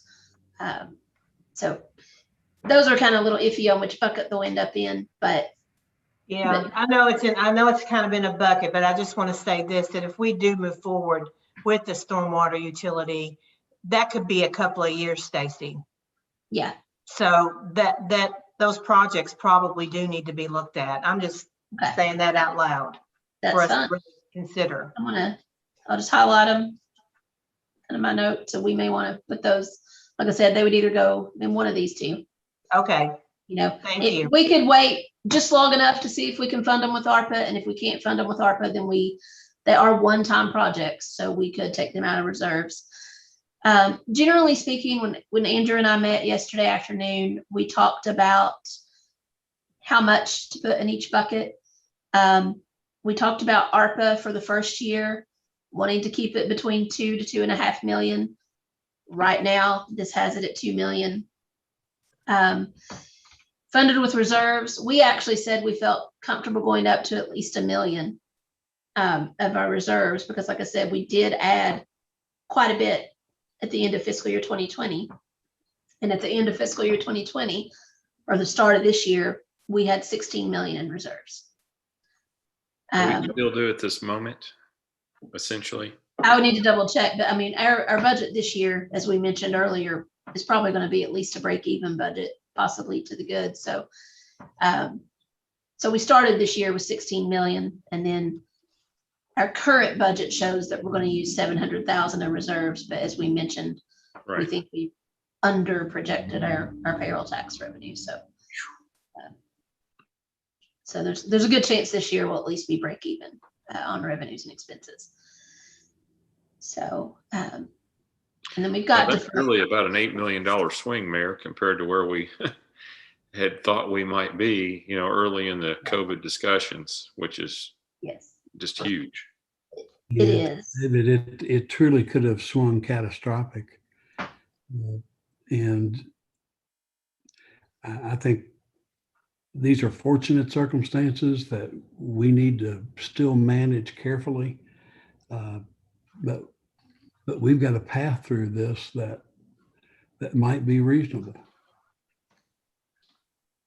I think our long-term projections will still require some more revenue, but the fact that we're approaching that from a very solid financial performance and where our payroll taxes held up beautifully, I think it's very encouraging. And it lets me think that we're not projecting ourselves into a diminishing situation, David, but we're working on this stuff and projecting ourselves into a situation that's growing positive.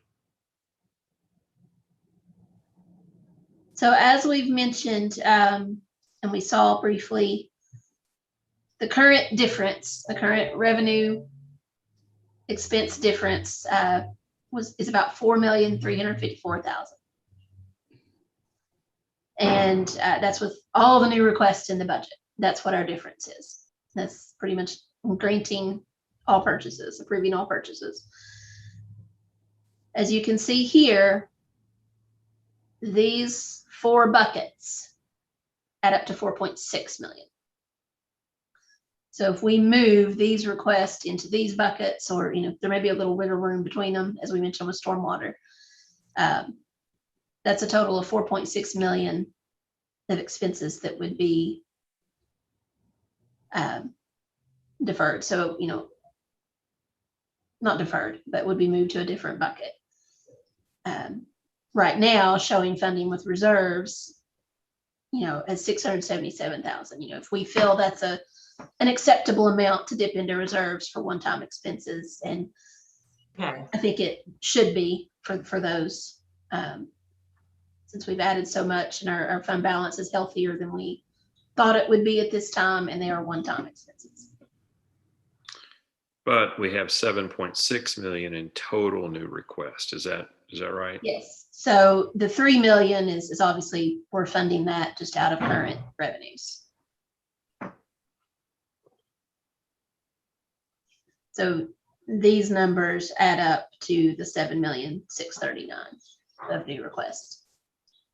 And where is the additional pension expense? Where would that be plugged in? That is up here. So that's in funded with current revenues. In fact, it was that for number one assumption, David. Yes. Okay, so the big jump, this doesn't reflect the big increase yet.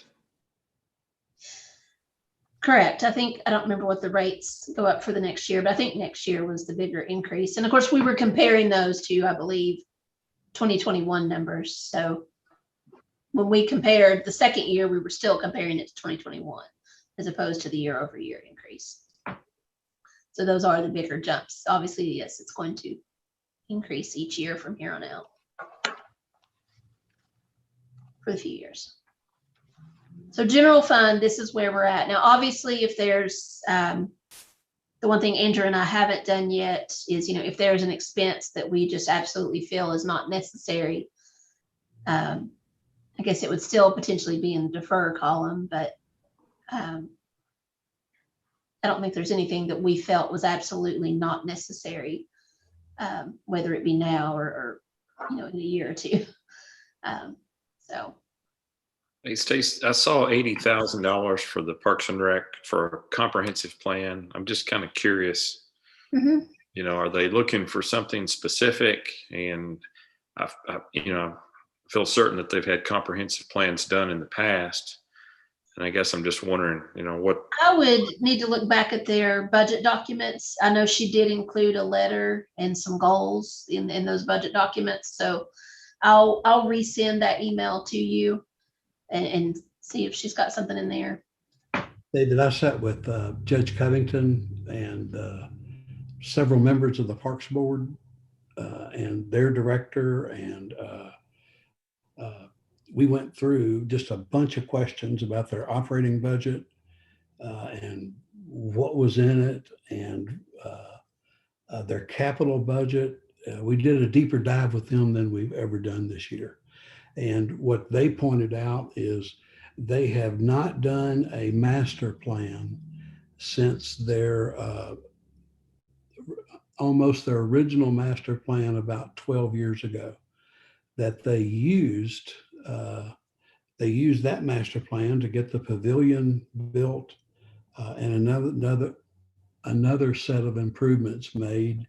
And they've actually worked their way through that master plan and think their next step now is to create another master plan to pursue. That board also took real interest in the financial analysis that the city did and how we looked at ourselves over time and tried to anticipate some things coming.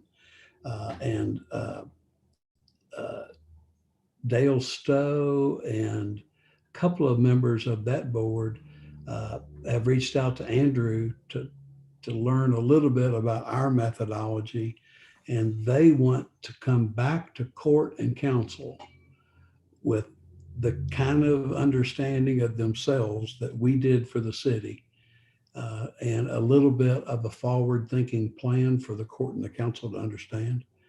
So I was as encouraged by that meeting as I've been in a while. So I think we'll learn more about Parks and Recreation, and the master plan was a part of that discussion. Mayor, I appreciate you being there and saying that and saying what you did. I guess that kind of an expense, if it's in the budget, we approve the budget, would they have to come to council to authorize an expense like that? Yes, just like the water board does, David, anything over our bid limit, which is $10,000, they would have to come to the council. So they would obviously give us some of the same information, or maybe even, whatever other updated information they might have at that time. Yeah, in fact, I think the whole purpose is to get a better line of communication going between the council and the court, because they recognize they've not done a good job. And they need to have a better understanding. It also interesting, David, when we talked with them about what happened to them last year, and when they lowered their revenue estimates and they had to ask us for more money. And I pointed out to the judge that that's because we have never allowed them to develop a reserve. Court and the council, neither one would allow Parks and Rec to develop a reserve. If they got a little money, we lowered their allocation, which seemed like good, tight management at the time. But what it resulted in is when Parks and Recreation hit COVID or any kind of income interruption, they had zero buffer, and we were their bank. And they would like to get in the future where they have a buffer and they don't have to come to the court and the council to be their bank except at budget time. Sounds good, Mayor. Yeah, I like that too. Hey, Stacy, I don't have a whole lot of more time, but Yeah, we could wrap this up. Obviously, the other funds with new requests are down here. 911 fund obviously is going to be funded from their revenues. With that service fee, we're good for this year. Sanitation fund, we've already talked about.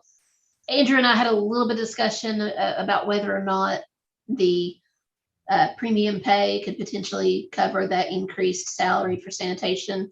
They are essential workers, but it is a fund with its own service fee, so that's something we'll have to look at. And then again, the garbage trucks, if we do purchase them, would be financed. They'll either be financed or deferred, one of the two. But they're not going to come online in the budget right away. So I think my goal then, I'm going to make sure everything's cleaned up and as up to date as I can get it. And sometime between now and Monday, I'll get all these out to you all. So you'll have several days to look at them before our next meeting, before we go to council for presentation. obviously next week, Andrew and I will be focused heavily on the presentation and how we want to present all this information to the full council. In a couple of these items, how we show them in the budget with the ARPA funds, since we expect to learn more about ARPA the same week that we present to council. We may not have it all the information for the presentation, but we should have it before first reading of the ordinance. So we can definitely get the adopted budget cleaned up, hopefully with the ARPA funds showing in there. Stacy, I think 27 million, if I recall, was the number for the revenue. Are you anticipating keeping our expenses below that number, not including the ARPA? This column G of funded with reserves, that would be the only thing that makes it go above the revenue. So anything that lands in this column, but again, right now, with these 4 buckets, we're moving essentially, we've got 4.6 million, and right now the deficit is 4.3. So once we move really these 3, that's about 3.9. Our deficit would be between 400,000 and 500,000, where our expenses would be more than revenue. And again, that would be for one-time expenses. If we do have expenses budgeted just a little bit higher than revenues, it's going to be for one-time expenses. And as mentioned, Andrew and I, when we discussed it, felt that we should be comfortable with up to $1 million, but we're probably talking about no more than 500,000. And if on May 10th, when we find out if we find out our allocation really is $9.7 million instead of 6.5, that may affect whether we want to zero out that funded with reserves and throw it all in ARPA, If it's eligible, yes, Yeah. we would definitely look at that. One of the things that, and the mayor alluded to, he will now alluded to it, but he talked about it just a little while ago, is trying to think how to say it exactly. He said it well, but talking about not budgeting things that we won't be able to pay for in the future if we don't have that additional revenue stream. We all know that we don't have the gross receipts tax in place, or we haven't touched the payroll tax. So, certainly one of the concerns I have is budgeting things with the hope or anticipation that we're going to have an additional revenue stream. I don't, that gives me discomfort. So, I know he said it really well earlier, but, and I'm still taking all this in. That's why I haven't had a whole lot to say. Yeah. And if we look in these columns, right now, the only thing that I believe, I'd have to go back and look, but right now, the only thing that we're considering, I think, funding with another source that would be a recurring expense is potentially using ARPA for the premium pay, or some of those, temporarily using it for some of those salary increases for the first responders and essential workers. Looking down through here in our other buckets and things that we've moved over, it's all one-time expenses. Yeah. Except for the community services, but we would have to make that caveat. So there is a little bit in the ARPA column that someday would come back into our budget, but it is mainly it's the raises and it's the community services. And the raises are significant, and I'm not saying they're not warranted or merited by any means, but we made some really good progress, after the 911 fee, and certainly want to keep that going. I'm all in favor of doing that. Right. I need to get comfortable with the steps involved and the percentages and so forth. So anyway, I guess that's just something I need to think about.